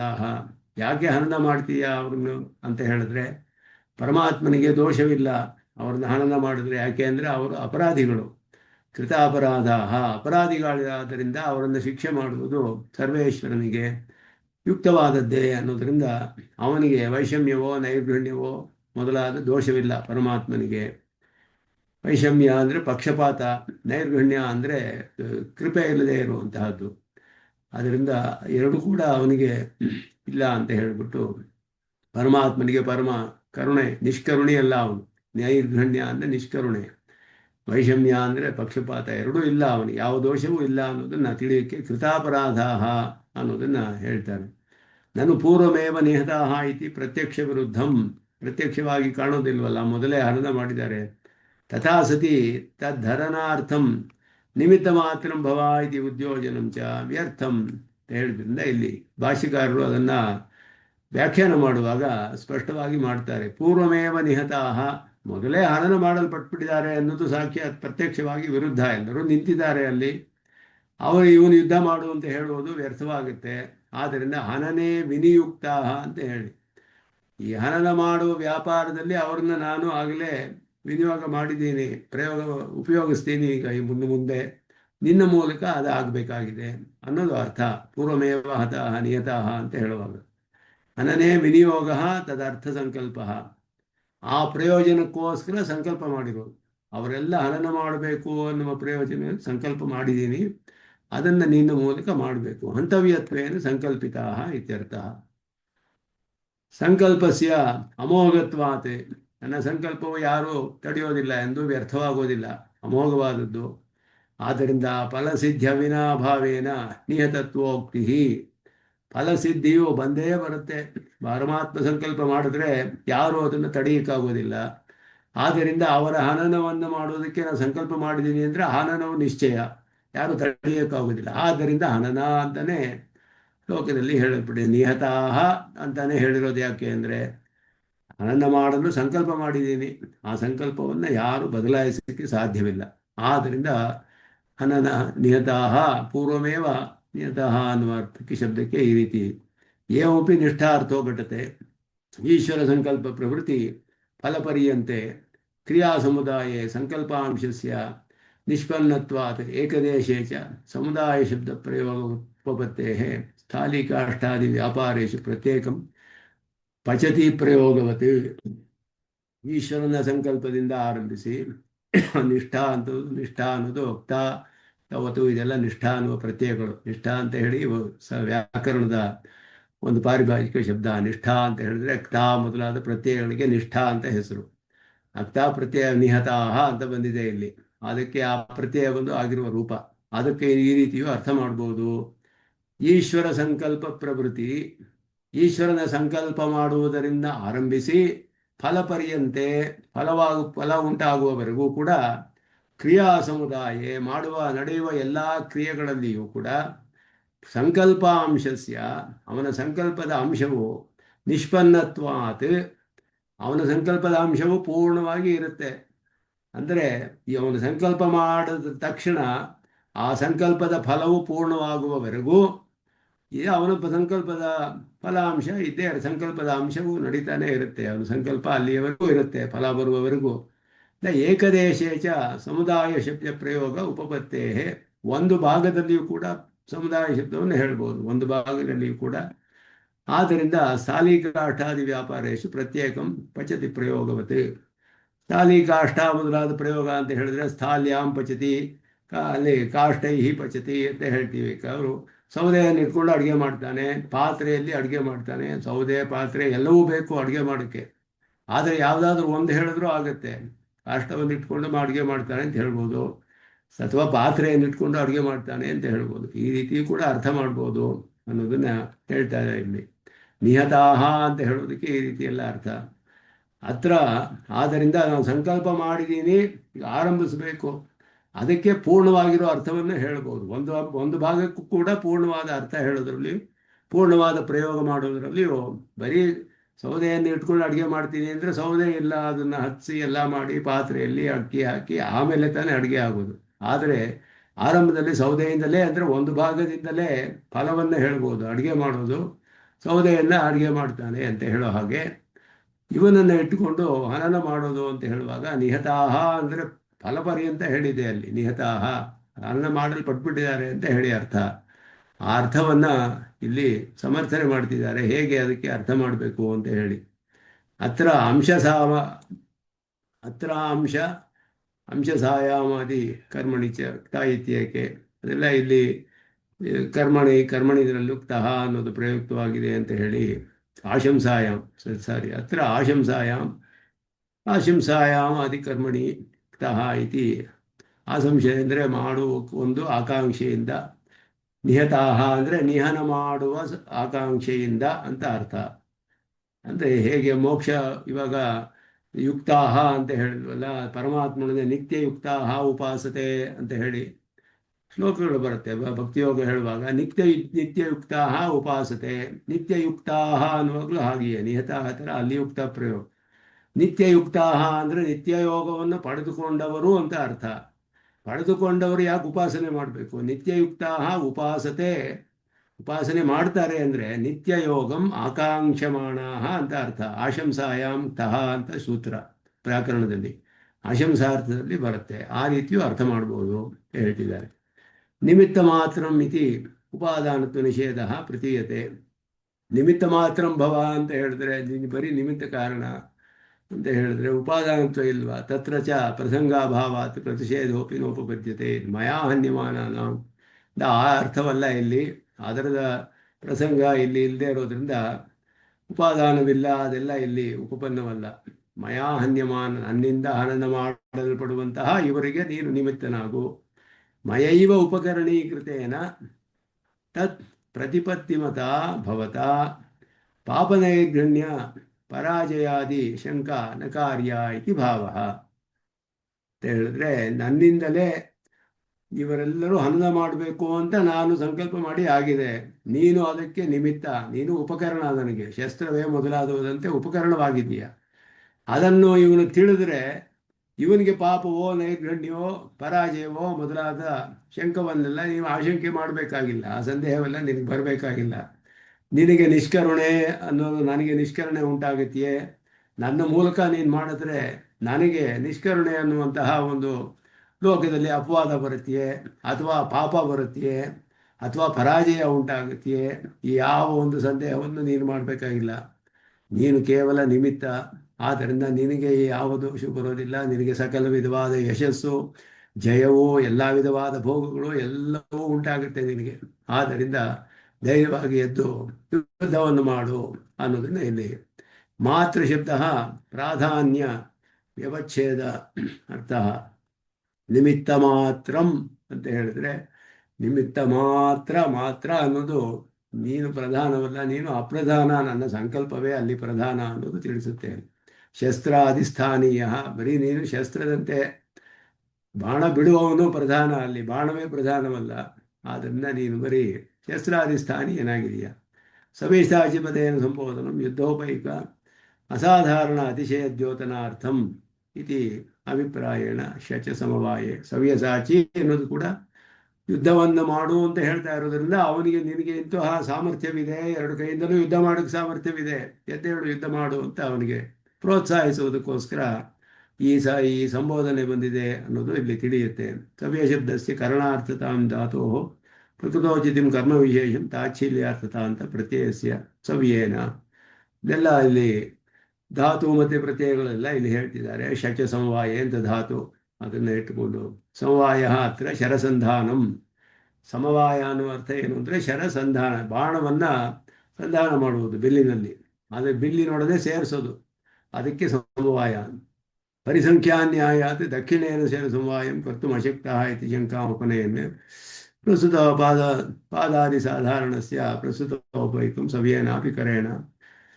ಸವ್ಯಸಾಚಿ ಅಂದರೆ ಎಡಗೈಯಿಂದ ಬಾಣ ಬಿಡಲು ಸಮರ್ಥ, ಅಂದರೆ ಬಲಗೈಯಿಂದ ಸಾಮರ್ಥ್ಯವಿಲ್ಲವೇ ಅನ್ನೋ ಬರುತ್ತೆ. ಪರಿಸಂಖ್ಯಾ ನ್ಯಾಯ ಅಂದರೆ ಈ ಪರಿ ಅಂತ ಹೇಳಿದ್ರೆ ಅಪಪರಿ ವರ್ಜನೆ ಅಂತ ಪಾಣಿನಿ ಸೂತ್ರ. ವರ್ಜನೆಯಲ್ಲಿ ಬುದ್ಧಿ, ಸಂಖ್ಯಾ ಅಂದರೆ ಬುದ್ಧಿ. ಪರಿಸಂಖ್ಯಾ ನ್ಯಾಯ ಅಂದರೆ ಯಾವುದನ್ನು ಬಿಡಬೇಕು ಅನ್ನೋ ಬುದ್ಧಿ. ಎಡಗೈಯಿಂದ ಯುದ್ಧ ಮಾಡುವ ಸಾಮರ್ಥ್ಯವಿದೆ ಅಂದರೆ ಬಲಗೈ ಇಲ್ಲ ಅನ್ನೋ ಅರ್ಥ ಅಲ್ಲಿ. ಆ ರೀತಿ ಪರಿಸಂಖ್ಯಾ ನ್ಯಾಯದಲ್ಲಿ ಹಾಗೆ ಅರ್ಥ ಮಾಡ್ಕೋಬೇಕು. ಯಾವುದು ವರ್ಜಿತವಾಗಿದೆ ಅದರ ಅರ್ಥದಲ್ಲಿ ಬರುತ್ತೆ ಪರಿಸಂಖ್ಯಾ ನ್ಯಾಯ. ಆ ಅರ್ಥ ಇಲ್ಲಿ ಇಲ್ಲ ಅಂತ ಹೇಳ್ತಿದ್ದಾರೆ. ಸವ್ಯಸಾಚಿ ಅಂದರೆ ಬಲಗೈಯಲ್ಲಿ ಯುದ್ಧ ಮಾಡೋಕ್ಕೆ ನಿನಗೆ ಸಾಮರ್ಥ್ಯವಿಲ್ಲ, ಎಡಗೈಯಲ್ಲೇ ನಿನಗೆ ಸಾಮರ್ಥ್ಯ ಇರೋದು ಅಂತ ಅರ್ಥವಲ್ಲ. ಎರಡು ಕೈಯಿಂದಲೂ ಯುದ್ಧ ಮಾಡೋಕ್ಕೆ ಸಾಮರ್ಥ್ಯವಿದೆ ಅನ್ನೋದು ಸವ್ಯೇನಾಪಿ ಕರೇಣ. ಅಯೋಗ ವ್ಯವಚ್ಛೇದಾರ್ಥಂ ಸವ್ಯೋಪಾದಾನಂ ನತು ಅನಿಯೋಗ ವ್ಯವಚ್ಛೇದಾರ್ಥಿ ಭಾವ. ಅದನ್ನ ಇಲ್ಲಿ ಕೃಷ್ಣನ ಅಭಿಪ್ರಾಯವೇನು ಅಂದರೆ ಅಯೋಗ ವ್ಯವಚ್ಛೇದ ಅಂತ ಹೇಳಿದ್ರೆ ಸಂಬಂಧವಿಲ್ಲದೆ ಇರೋದು ಅನ್ನು ತಳ್ಳಿ ಹಾಕೋದು. ಯೋಗ ಅಂದರೆ ಸಂಬಂಧ, ಅಯೋಗ ಅಂದರೆ ಸಂಬಂಧವಿಲ್ಲದೆ ಇರೋದು. ಅದರ ವ್ಯವಚ್ಛೇದ ಅದನ್ನು ತಳ್ಳಿ ಹಾಕೋದು. ಡಬಲ್ ನೆಗೆಟಿವ್ ಇದು ಅಯೋಗ ವ್ಯವಚ್ಛೇದ ಅಂತ ಹೇಳೋದು. ಹೇಳಿದ್ರೆ ಬಲಗೈಯಿಂದ ಮಾಡುವ ಸಾಮರ್ಥ್ಯವಿಲ್ಲ ಅನ್ನೋದನ್ನು ತಳ್ಳಿ ಹಾಕಿದೆ. ಬಲಗೈಯಿಂದಲೂ ಮಾಡ್ತೀಯ, ಎಡಗೈಯಿಂದಲೂ ಮಾಡ್ತೀಯ, ಎರಡು ಕೈಯಿಂದಲೂ ಮಾಡ್ತೀಯ. ಅಥವಾ ಅನ್ಯಯೋಗ ವ್ಯವಚ್ಛೇದ, ಇನ್ನೊಂದು ಬಲಗೈಯಿಂದ ಮಾಡೋಕ್ಕಾಗೋದಿಲ್ಲ, ಎಡಗೈಯಿಂದ ಮಾಡೋಕ್ಕೆ ಸಾಧ್ಯವೇ ಇಲ್ಲ ಅಂತಾನೂ ಅರ್ಥವಿಲ್ಲ, ಬಲಗೈಯಿಂದಲೂ ಮಾಡೋಕ್ಕಾಗೋದಿಲ್ಲ ಅಂತ ಅರ್ಥವಿಲ್ಲ. ಎರಡು ಕೈಗಳಿಂದೂ ಯುದ್ಧ ಮಾಡೋಕ್ಕೆ ಸಾಮರ್ಥ್ಯವಿದೆ. ಸಾಮಾನ್ಯವಾದ ಶಬ್ದಕ್ಕೆ ಎಷ್ಟು ಅರ್ಥವಿದೆ ಅಂತ ಅದನ್ನು ಹೇಳ್ತಾರೆ ಇಲ್ಲಿ. ಅಯೋಗ ವ್ಯವಚ್ಛೇದಾರ್ಥಂ ಅಂತ ಹೇಳಿದೆ. ಅಯೋಗ ವ್ಯವಚ್ಛೇದ ಅಂದರೆ ಇದು ಮಾಡುವುದಕ್ಕೆ ಆಗುವುದಿಲ್ಲ ಅನ್ನೋದು ತಳ್ಳಿ ಹಾಕಲ್ಪಟ್ಟಿದೆ. ಎಡಗೈಯಿಂದ ಯುದ್ಧ ಮಾಡೋಕ್ಕಾಗೋದಿಲ್ಲ ಅನ್ನೋದು ತಳ್ಳಿ ಹಾಕಿದೆ, ಅದು ಅಯೋಗ ವ್ಯವಚ್ಛೇದ. ನ ಅನ್ಯಯೋಗ ವ್ಯವಚ್ಛೇದ ಅಂದರೆ ಬಲಗೈಯಿಂದ ಮಾಡೋಕ್ಕಾಗೋದಿಲ್ಲ ಅನ್ನೋದನ್ನು ತಳ್ಳಿ ಹಾಕಿದೆ. ಬಲಗೈಯಿಂದಲೂ ಮಾಡಬಹುದು, ಎಡಗೈಯಿಂದಲೂ ಮಾಡಬಹುದು ಅಂತ ಅರ್ಥ. ಸವ್ಯಸಾಚಿ ಅನ್ನೋದಕ್ಕೆ ನಿಷ್ಕರ್ಷವಾದ ಅರ್ಥ ಏನು? ಅದೇ 2-3 ಸತಿ ಹೇಳಿದ್ನಲ್ಲ, ಶಚ ಸಮವಾಯೇ ಧಾತು ಇಲ್ಲಿ ಭಾಷ್ಯದಲ್ಲಿ ಬಂತಲ್ಲ. ಅಲ್ಲ, ಧಾತು ಸಮವಾಯೇ ಅಂತ ಅರ್ಥ ಅಂದ್ರೆ ಶರಸಂಧಾನಂ. ಸಮವಾಯ ಅಂದ್ರೆ ಶರಸಂಧಾನ. ಸವ್ಯೇನ ಶರಸಚನಶೀಲ ಸವ್ಯಸಾಚಿ ನಿರುಕ್ತಿ ಹೇಳ್ಬಿಟ್ಟಿದ್ದಾರಲ್ಲ ಭಾಷ್ಯಕಾರರೇ ಭಾಷ್ಯದಲ್ಲಿ. ಸವ್ಯೇನಂದ್ರೆ ಬಲಗೈ, ಸವ್ಯ ಅಂದ್ರೆ ಎಡಗೈ, ಎಡಗೈ ಸವ್ಯ ಅಂದ್ರೆ ಎಡಗೈ. ಎಡಗೈಯಿಂದ ಶರಸಚನಶೀಲ ಅಂದ್ರೆ ಬಾಣವನ್ನು ಸಂಧಾನ ಮಾಡಲು ಸಾಮರ್ಥ್ಯವಿರುವವನು ಸವ್ಯಸಾಚಿ ಅಂತ ಅರ್ಥ. ಸವ್ಯೇನಾಪಿ ಕರೇಣ ಅಂತ ಅರ್ಥ. ಇದಕ್ಕೆ ಬರೀ ಎಡಗೈಯಿಂದ ಮಾತ್ರ ಅಂತ ಅರ್ಥವಲ್ಲ, ಬಲಗೈಯಿಂದ ಆಗೋದಿಲ್ಲ ಅನ್ನೋ ಅರ್ಥ ಬರೋದಿಲ್ಲ ಇಲ್ಲಿ. ಎಡಗೈಯಿಂದಲೂ ಮಾಡುವುದಕ್ಕೆ ಸಾಮರ್ಥ್ಯವಿದೆ, ಎರಡು ಕೈಗಳಿಂದಲೂ ಮಾಡಲು ಸಾಮರ್ಥ್ಯವಿದೆ. ಕರದ್ವಯೇನ ಯೋದ್ಧುಂ ಸಮರ್ಥ ಅನ್ನೋದು ಅದಕ್ಕೆ ಆ ರೀತಿ ಅರ್ಥವನ್ನು ಮಾಡ್ಕೊಳ್ಬೇಕು. ಸವ್ಯಸಾಚಿನ್ ಅನ್ನೋದಕ್ಕೆ ಶಚ ಅನ್ನುವುದೇ ಧಾತು. ಅಲ್ಲಿ ಭೂಭಾರ ನಿರ್ಹರಣಾರ್ಥಂ ತವೇದೃಶಂ ಸಾಮರ್ಥ್ಯಂ ಮಯಾ ಸಂಕಲ್ಪಿತಂ ಇತಿ ಸಮರ್ಥ ಶಬ್ದಾಭಿಪ್ರಾಯ. ಸಮರ್ಥನಾಗಿದೆಯಾ ಅಂತ ಹೇಳಿದ್ರೆ ಭೂಭಾರವನ್ನೆಲ್ಲ ಕಡಿಮೆ ಮಾಡೋದಕ್ಕೋಸ್ಕರ ನಿನಗೆ ಈ ರೀತಿಯಾದ ಸಾಮರ್ಥ್ಯವಿರಲಿ ಅಂತ ನನ್ನ ಸಂಕಲ್ಪದಿಂದಲೇ ಆಗಿರೋದದು. ಮಯಾ ಸಂಕಲ್ಪಿತಂ, ನನ್ನಿಂದಲೇ ಸಂಕಲ್ಪಿತವಾಗಿರೋದು. ನೀನು ಸ್ವತಂತ್ರ ಅಂತ ತಿಳಿದುಕೊಳ್ಬೇಡ, ನನಗೆ ಈ ಶಕ್ತಿ ಬಂದಿದೆ ಅಂತ ಅಹಂಕಾರ ಪಡಬೇಡ. ನನ್ನ ಸಂಕಲ್ಪದಿಂದಲೇ ನಿನಗೆ ಈ ಸಾಮರ್ಥ್ಯ ಬಂದಿದೆ ಅನ್ನೋದು ಅದಕ್ಕೆ ಅಭಿಪ್ರಾಯ ಅಂತ ಹೇಳ್ದ. ನಾನು ಸಂಕಲ್ಪ ಮಾಡಿಬಿಟ್ಟಿದ್ದೀನಿ ಎಲ್ಲವನ್ನು, ಇವ್ರನ್ನೆಲ್ಲ ಸಂಹಾರ ಮಾಡಕ್ಕೆ, ಇವರೆಲ್ಲ ಅಪರಾಧ ಮಾಡಿರೋ ಅಪರಾಧಿಗಳು, ಅದು ನಿನ್ನ ಮೂಲಕ ಆಗಬೇಕಾಗಿದೆ. ಆದ್ದರಿಂದ ನಿನಗೆ ಈ ರೀತಿಯೆಲ್ಲ ಸಾಮರ್ಥ್ಯವಿದೆ, ಎದ್ದು ಯುದ್ಧವನ್ನು ಆರಂಭಿಸುವ ಅಂತ ಕೃಷ್ಣನು ಹೇಳ್ತಾ ಇರೋದು ಅಂತ ಇಲ್ಲಿ. ತಸ್ಮಾತ್ ತ್ವಮುತ್ತಿಷ್ಠ ಯಶೋಲಭಸ್ವ ಜಿತ್ವಾ ಶತ್ರುನ್ ಭೂಕ್ಷ್ಯ ರಾಜ್ಯಂ ಸಮೃದ್ಧಂ ಮಯೈವ ಏತೆ ನಿಹತಾಃ ಪೂರ್ವಮೇವ ನಿಮಿತ್ತ ಮಾತ್ರಂ ಭವ ಸವ್ಯಸಾಚಿನ್. ಕೇವಲ ನಿಮಿತ್ತನಾಗಿರು ನೀನು. ದ್ರೋಣಂಚ ಭೀಷ್ಮಂಚ ಜಯದ್ರಥಂಚ ಕರ್ಣಂ ತಥಾನ್ಯಾನಪಿ ಯೋಧಮುಖ್ಯಾನ್ ಮಯಾ ಹತಾಂಸ್ತ್ವಂ ಜಹಿ ಮಾ ವ್ಯಥಿಷ್ಠಾಃ ಯುದ್ಧಸ್ವ ಜೇತಾಸಿರಣೆ ಸಪತ್ನಾನ್. ಇಲ್ಲಿ ಶೋಕ ಬೇಡ ಅಂತ ಹೇಳಿ ವ್ಯಥಿಷ್ಠಾಃ, ವ್ಯಥೆ ಪಡಬೇಕಾಗಿಲ್ಲ ನೀನು. ಅದರಿಂದಲೇ ಅವನಿಗೆ ಅಸ್ಥಾನ ಸ್ನೇಹ ಕಾರುಣ್ಯ ಸ್ಥಾನದಲ್ಲಿ ಬಂತು ಅವನಿಗೆ. ನಮ್ಮೆಲ್ಲ ಪಾಪ ಮಾಡಕ್ಕೆ ಹೊರಟಿದ್ದೀನಿ, ಇದರಿಂದ ನರಕವೇ ಬರುತ್ತೆ ನನಗೆ, ಇಲ್ಲ ವಾದ ಮಾಡಿದ ಆರಂಭದಲ್ಲಿಯೇ ಅರ್ಜುನ ಅದನ್ನೆಲ್ಲ ಇಲ್ಲಿ ಹೇಳ್ತಾ ಇದ್ದಾನೆ. ನಿನಗೆ ಯಾವ ವಿಧವಾದ ವ್ಯಥೆಯೂ ಬೇಡ, ಇವರೆಲ್ಲ ನನ್ನಿಂದಲೇ ಸಂಹಾರ ಮಾಡಲ್ಪಡುವುದಾಗಿ ಸಂಕಲ್ಪ ಮಾಡಲ್ಪಟ್ಟಿದ್ದಾರೆ, ನಿನ್ನ ಮೂಲಕ ಅದಾಗಬೇಕಾಗಿದೆ. ಎಲ್ಲ ದ್ರೋಣನೇ ಆಗಲಿ, ಭೀಷ್ಮವೇ ಆಗಲಿ, ಜಯದ್ರಥನೇ, ಕರ್ಣನೇ, ಎಲ್ಲರೂ ಕೂಡ ದ್ರೋಣ ಭೀಷ್ಮ ಕರ್ಣಾದೀನ್ ಕೃತಾಪರಾಧತೆಯ ಮಯೈವ ಹನನೆ ವಿನಿಯುಕ್ತಾನ್ ತ್ವಾಂ ಜಹಿ ತ್ವಮನ್ಯಾಹ. ಈ ಹಣನ ವ್ಯಾಪಾರದಲ್ಲಿ ಆಗಲೇ ಅವ್ರನ್ನೆಲ್ಲ ವಿನಿಯೋಗ ಮಾಡಿ ಆಗಿದೆ ನನ್ನ ಸಂಕಲ್ಪವು. ನೀನು ಅವ್ರನ್ನೆಲ್ಲ ಹನನ ಮಾಡಬೇಕಾಗಿದೆ. ಈಗ ನಿನ್ನ ಮೂಲಕ ಇದು ನಡಿಬೇಕು ಈ ಕೆಲಸ. ಏತಾನ್ ಗುರೂನ್ ಬಂಧೂನ್ಶ್ಚ ಅನ್ಯಾನಪಿ. ಇದೇ ಮೊದಲು ಹೇಳಿದ್ದವನು. ಎಲ್ಲ ಪಿತಾಮಹರಿದ್ದಾರೆ, ಆಚಾರ್ಯರುಗಳಿದ್ದಾರೆ, ಬಂಧುಗಳಿದ್ದಾರೆ, ಇವರಿದ್ದಾರೆ, ಇವ್ರನ್ನೆಲ್ಲ ನಾನು ಹೇಗೆ ಆನಂದ ಮಾಡಿ, ಪಾಪ ಬರೋದಿಲ್ವೇ ನನಗೆ, ಆದ್ದರಿಂದ ಯುದ್ಧ ಮಾಡೋದಿಲ್ಲ ಅಂತ ಹೇಳಿದ್ನಲ್ಲ. ಏತಾನ್ ಗುರೂನ್ ಬಂಧೂಂಶ್ಚ ಅನ್ಯಾನಪಿ ಭೋಗಸಕ್ತಾನೆ ಕಥಂ ಮನಿಷ್ಯಾಮಿ ಇತಿ ಮಾ ವ್ಯತಿಷ್ಠಾಃ ತಾನ್ ಉದ್ದೇಶ್ಯ ಧರ್ಮಾಧರ್ಮ ಭಯೇನ. ಅದುವೇ ಧರ್ಮಾಧರ್ಮ ಭಯೇನ. ಧರ್ಮವನ್ನು ಅಧರ್ಮ ಅಂತ ತಿಳಿದ ಅವನು, ಧರ್ಮವಿದ್ದವನ್ನ ಅಧರ್ಮ ಅಂತ ತಿಳಿದ ಅವನು. ಆ ಒಂದು ಭಯದಿಂದ ಧರ್ಮಾಧರ್ಮ ಭಿಯ ಆಕುಲಂ, ಮನಸ್ಸು ವ್ಯಾಕುಲವಾಗಿತ್ತು. ಆದ್ದರಿಂದ ತಾನುದ್ದೇಶ್ಯ ಧರ್ಮಾಧರ್ಮ ಭಯೇನ ಬಂಧು ಸ್ನೇಹೇನ, ಬಂಧು ಸ್ನೇಹದಿಂದಲೂ ಕಾರುಣ್ಯೇನ ಚ ಮಾ ವ್ಯಥಾಂ ಕೃತಾಃ. ಇದೆ ಅಸ್ಥಾನ ಸ್ನೇಹ ಕಾರುಣ್ಯ ಧರ್ಮಾಧರ್ಮ ಧಿಯಾಕುಲು, ಧರ್ಮಾಧರ್ಮ ಧಿಯಾಕುಲು. ಇದುವೇ ಇಲ್ಲಿ ಆರಂಭದಲ್ಲಿ ಅಸ್ಥಾನ ಸ್ನೇಹ ಕಾರುಣ್ಯ. ಅದನ್ನು ಹೋಗಲಾಡಿಸೋದಕ್ಕೆ ಇಲ್ಲಿ ಕೃಷ್ಣನು ಉಪದೇಶ ಮಾಡ್ತಾ ಇರೋದು. ಈ ರೂಪವನ್ನು ತೋರಿಸಿದ ಅಭಿಪ್ರಾಯವೇ ಅದು. ಈ ಒಂದು ಘೋರವಾದ ರೂಪವನ್ನು ತೋರಿಸಿದ್ದು ಇವರೆಲ್ಲ ನನ್ನಿಂದ ಆಗಲೇ ಮುಂದೆ ಆಗುವ ಹನನ ಕಾರ್ಯವನ್ನು ತೋರಿಸಿ ಅರ್ಜುನನಿಗೆ, ಇದೆಲ್ಲ ನನ್ನಿಂದ ಸಂಕಲ್ಪ ಮಾಡಿ ಆಗಿದೆ. ನನ್ನ ಸಂಕಲ್ಪವು ಈಗ ಪೂರ್ಣವಾಗಬೇಕು. ಅದು ಯಾರು ತಡೆಯೋದಕ್ಕೆ ಸಾಧ್ಯವಿಲ್ಲ. ನೀನು ಇಲ್ಲದೆ ಹೋದ್ರೂ ನಡೆಯುತ್ತೆ, ಆದರೆ ನಿನ್ನ ಮೂಲಕವೇ ಆಗಬೇಕು ಅಂತ ನಾನು ಸಂಕಲ್ಪ ಮಾಡಿದೆ. ನಿನಗೆ ಇದರಿಂದ ಜಯವೂ ಲಾಭವು, ನೀನು ನನಗೆ ಭಕ್ತನಾಗಿದೆಯೇ, ಜಯವೋ ಎಲ್ಲವೂ ಕೂಡ ಭೋಗವು ಯಶಸ್ಸು ಎಲ್ಲವೂ ಬರುತ್ತೆ ನಿನಗೆ. ಆದ್ದರಿಂದ ಎದ್ದು ನೀನು ಯುದ್ಧವನ್ನು ಮಾಡು. ನಿನಗೆ ಯಾವ ವಿಧವಾದ ನಾನು ಅಧರ್ಮ ಮಾಡ್ತಿದ್ದೇನೋ ಅನ್ನುವಂತಹ ಭಯ ಬೇಕಾಗಿಲ್ಲ, ಅಥವಾ ಬಂಧುಗಳಲ್ಲಿ ಸ್ನೇಹದಿಂದ ನೀನು ವ್ಯಥೆಯನ್ನು ಹೊಂದಬೇಕಾಗಿಲ್ಲ. ಇವರೆಲ್ಲ ಅಪರಾಧಿಗಳೇ, ಆದ್ದರಿಂದ ಇವರನ್ನೆಲ್ಲ ನಾನು ಹನನ ಮಾಡೋಕ್ಕೆ ಸಂಕಲ್ಪ ಮಾಡಿ ಆಗಿದೆ. ಯಾವ ವಿಧವಾದ ಕಾರಣವೂ ಬೇಕಾಗಿಲ್ಲ. ಆದ್ದರಿಂದ ಇವರೆಲ್ಲರನ್ನೂ ಹನನ ಮಾಡಬೇಕು. ಅನ್ನೋ ಗುರುಗಳು, ಬಂಧುಗಳು, ಯಾರ್ಯಾರಿದ್ದಾರೋ ಎಲ್ಲರನ್ನೂ, ಇವರನ್ನೆಲ್ಲ ಹನನ ಮಾಡುವುದಕ್ಕೆ ನಾನು ವಿನಿಯೋಗ ಮಾಡಿ ಆಗಿದೆ. ನಿನಗೆ ಯಾವ ವಿಧವಾದ ವ್ಯಥೆಯೂ ಬೇಕಾಗಿಲ್ಲ. ಯತಃ ತೇ ಕೃತಾಪರಾಧಾಃ ಮಯೈವ ಹನನೇ ವಿನಿಯುಕ್ತಾಃ ಅತಃ ನಿರ್ವಿಶಂಕಃ ಯುದ್ಧಸ್ವ. ಯಾವ ಶಂಕೆಯಿಲ್ಲದೆ, ಸಂದೇಹವಿಲ್ಲದೆ ಯುದ್ಧ ಮಾಡುವುದೇನು. ಇವರೆಲ್ಲರೂ ಕೂಡ ಕೃತಾಪರಾಧರು. ಆದ್ದರಿಂದ ರಣೇ ಸಪತ್ನಾನ್ ಜೇತಾಸಿ. ಸಪತ್ನ ಅಂದರೆ ಶತ್ರುಗಳು. ಸಪತ್ನಾನ್ ಜೇತಾಸಿ, ಜಯಿಷ್ಯಸಿ. ಅವರನ್ನು ಜಯಿಸ್ತೀಯ ನೀನು ಯುದ್ಧದಲ್ಲಿ. ನೈತೇಷಾಂ ವಧೆ ನೃಶಂಸತಾಗಂಧಃ, ಏತೇಷಾಂ ವಧೆ ನಾ ನೃಶಂಸತಾಗಂಧಃ. ನಿನಗೆ ನಿಷ್ಕರುಣೆ ಅನ್ನುವ ಗಂಧವೂ ಇರೋದಿಲ್ಲ ನಿನಗೆ. ಆದ್ದರಿಂದ ಇದರಲ್ಲಿ ಯಾವ ಒಂದು ವ್ಯಥೆಯೂ ಬೇಕಾಗಿಲ್ಲ. ಅಪಿತು ಜಯಏವ ಲಭ್ಯತೆ ಇತ್ಯರ್ಥ. ಜಯವೇ ನಿನಗೆ ಸಿಗುತ್ತೆ. ಆದ್ದರಿಂದ ನೀನು ಯುದ್ಧವನ್ನು ಮಾಡು ಅಂತ ಪ್ರೋತ್ಸಾಹಿಸ್ತಾ ಇರುವಂತ. ಅರ್ಜುನಸ್ಯ ಒಂದು ಪ್ರಶ್ನೆ ಕೇಳ್ಬೇಕು, ಕೇಳಿ. ಒಂದು ವಿಷಯ ಕೇಳ್ಬೇಕು. ಇದು ಕೃಷ್ಣ ಅರ್ಜುನಂಗೆ ವಿಶ್ವರೂಪ ದರ್ಶನ ತೋರಿಸುವಾಗ ಇದನ್ನ ಧೃತರಾಷ್ಟ್ರನಿಗೆ ಸಂಜಯ ಹೇಳ್ತಾ ಇರ್ತಾನಲ್ಲ, ಅದು ಹೌದು. ಸಂಜಯನೋ ವಿಶ್ವರೂಪನ ದರ್ಶನ ಮಾಡ್ತಾನ? ಹೌದು, ಅದೆಲ್ಲ ಹಿಂದಿನ ಶ್ಲೋಕಗಳಲ್ಲಿ ಬಂತಲ್ಲ ಸ್ಪಷ್ಟವಾಗಿ. ಸಂಜಯನು, ದೇವತೆಗಳು, ಅಸುರರು ಎಲ್ಲರೂ ನೋಡಿದ್ರು ಅಂತ ಬಂತಲ್ಲ ಹಿಂದೆ ಸಂಜಯನು ನೋಡ್ತಾನೆ ಸಂಜಯ ವಿಶ್ವರೂಪ. ಸಾಕ್ಷಾತ್ತಾಗಿ ನೋಡಿತಾನೆ ಎಲ್ಲ ಹೇಳ್ತಾ ಇದ್ದಾನು ಸಂಜಯನೇ. ಇದು ಕುರುಕ್ಷೇತ್ರ ನಡೆದಿದ್ದೆಲ್ಲ ಅವನು ಹೇಳ್ತಾ ಇದ್ದಾನೆ 15. ಹೌದು, ಅಂದ್ರೆ ಆ ಟೈಮಲ್ಲಿ ವಿಶ್ವರೂಪ ದರ್ಶನಾನು ನೋಡಿದಾನ ಅಂತ ತಿಳ್ಕೊಳಕ್ ಕೇಳ್ದೆ. ಎಲ್ಲ ನೋಡಿದ್ದಾನೆ. ಹಿಂದಿನ ಶ್ಲೋಕಗಳಲ್ಲಿ ಸ್ಪಷ್ಟವಾಗಿ ವ್ಯಾಖ್ಯಾನದಲ್ಲೇ ಬಂತಲ್ಲ ಅದೆಲ್ಲ. ಗಮನಿಸ್ಲಿಲ್ಲ ನಾನು, ಸಾರಿ. ಹಿಂದಿನ ಶ್ಲೋಕಗಳೆಲ್ಲ ಸ್ಪಷ್ಟವಾಗಿ ಬಂತು. ದೇವತೆಗಳು, ಅಸುರಗಳು, ಸಂಜಯ ಎಲ್ಲರೂ ನೋಡಿದ್ರು. ಅವರೆಲ್ಲ ಯಾಕೆ ನೋಡಿದ್ರು? ದೇವತೆಗಳು, ಅಸುರರು ಅಂದ್ರೆ ಅವರು ಯಾವ ರೀತಿ ಪ್ರತಿಕ್ರಿಯೆ ಮಾಡ್ತಾರೆ ಎಂದು ಅರ್ಜುನನಿಗೆ ತೋರಿಸ್ಬೇಕು ತನ್ನ ಸರ್ವೈಶ್ವರ್ಯವನ್ನ ಕೃಷ್ಣ. ಆದ್ರಿಂದ ಅವರಿಗೂ ತೋರಿಸಿ ಅವರ ಪ್ರತಿಕ್ರಿಯೆಯನ್ನ ಹೇಗೆ ಅನ್ನೋದನ್ನ ಅರ್ಜುನನಿಗೆ ಸ್ಪಷ್ಟಪಡಿಸ್ತಾ ಅವನ ನಿಯಮನ ಸಾಮರ್ಥ್ಯವನ್ನು ತೋರಿಸ್ಬೇಕಲ್ಲ. ಅದಕ್ಕೋಸ್ಕರ ಅದೆಲ್ಲ ವ್ಯಾಖ್ಯಾನದಲ್ಲಿ ಹಿಂದೆ ನೋಡಿದ್ವಿ. ಈಗ ಒಂದು ಕೆಲವು ಶ್ಲೋಕಗಳ ಹಿಂದೆಯೇ ಬಂತು ಅದೆಲ್ಲ.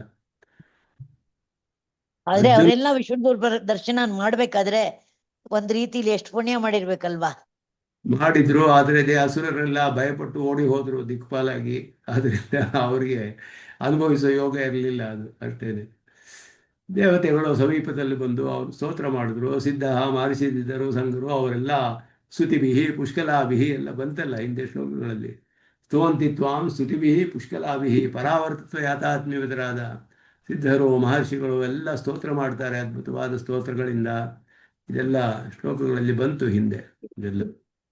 ಅರ್ಜುನಸ್ಯ ಅಸ್ಥಾನ ಸ್ನೇಹ ಕಾರುಣ್ಯ ಧರ್ಮ ಧರ್ಮ ಭಯ ಮೂಲಂ, ಇದುವೇ ಆರಂಭದಲ್ಲಿಯೇ ಬರುವಂತಹದ್ದು. ಅಸ್ಥಾನ ಸ್ನೇಹ ಕಾರುಣ್ಯ ಧರ್ಮ ಭಯ ಮೂಲಂ ಕಥಂ ಭೀಷ್ಮಂ ಅಹಂ ಸಂಖ್ಯೆ ಅಂತೆಲ್ಲ ಆರಂಭಿಸಿದ ಮೊದಲನೇ 2ನೇ ಅಧ್ಯಾಯದಲ್ಲಿ ಭೀಷ್ಮ ಮೊದಲಾದ ದ್ರೋಣ ಇವರನ್ನೆಲ್ಲ ನಾನು ಆಚಾರ್ಯರಿದ್ದಾರೆ, ಪಿತಾಮಹರಿದ್ದಾರೆ, ಮಾತುಲಾನು ಬಂಧುವನು ಇವರೆಲ್ಲ ಹೇಗೆ ನಾನು ಮಾಡಲಿ, ಇವ್ರನ್ನೆಲ್ಲ ಯುದ್ಧ ಮಾಡಲಿ ಇವರೊಡನೆ ಇತ್ಯಾದಿಕಂ ಸಾಕ್ಷಾತ್ ಪ್ರತಿಭಕ್ತಿ ದ್ರೋಣಂಚ ಇತಿ ಅವನೇನೇ ಹೇಳಿದ್ನೋ ಎಲ್ಲವನ್ನೂ ಇಲ್ಲಿ ದ್ರೋಣಂಚ ಭೀಷ್ಮಂಚ ಜಯದ್ರಥಂಚ ಕರ್ಣಂಚ ತಥಾ ಅನ್ಯಾನಪಿ ಯೋಧ ಮುಖ್ಯಾನ್ ಮಾ ವ್ಯತಿಷ್ಠಾಃ ಇತ್ಯತ್ರ ಪೂಜಾದಿ ಅರ್ಹಾನ್ ಮನ್ವಾನಃ ಇತಿ ವಾಕ್ಯ ಶೇಷಾಭಿಪ್ರಾಯಣ ಗುರುನಿತಿ. ಯಾವ ವ್ಯಥೆಯನ್ನು ಪಡಬೇಡ, ಜಹಿಮಾ ವ್ಯತಿಷ್ಠಾಹ ಅಂತ ಹೇಳಿದ್ರೆ ಇವರು ಪೂಜೆಗೆ ಅರ್ಹರಾದವರು ಅಂತ ತಿಳಿದಿದ್ದ ಅವನು ಮೊದಲು.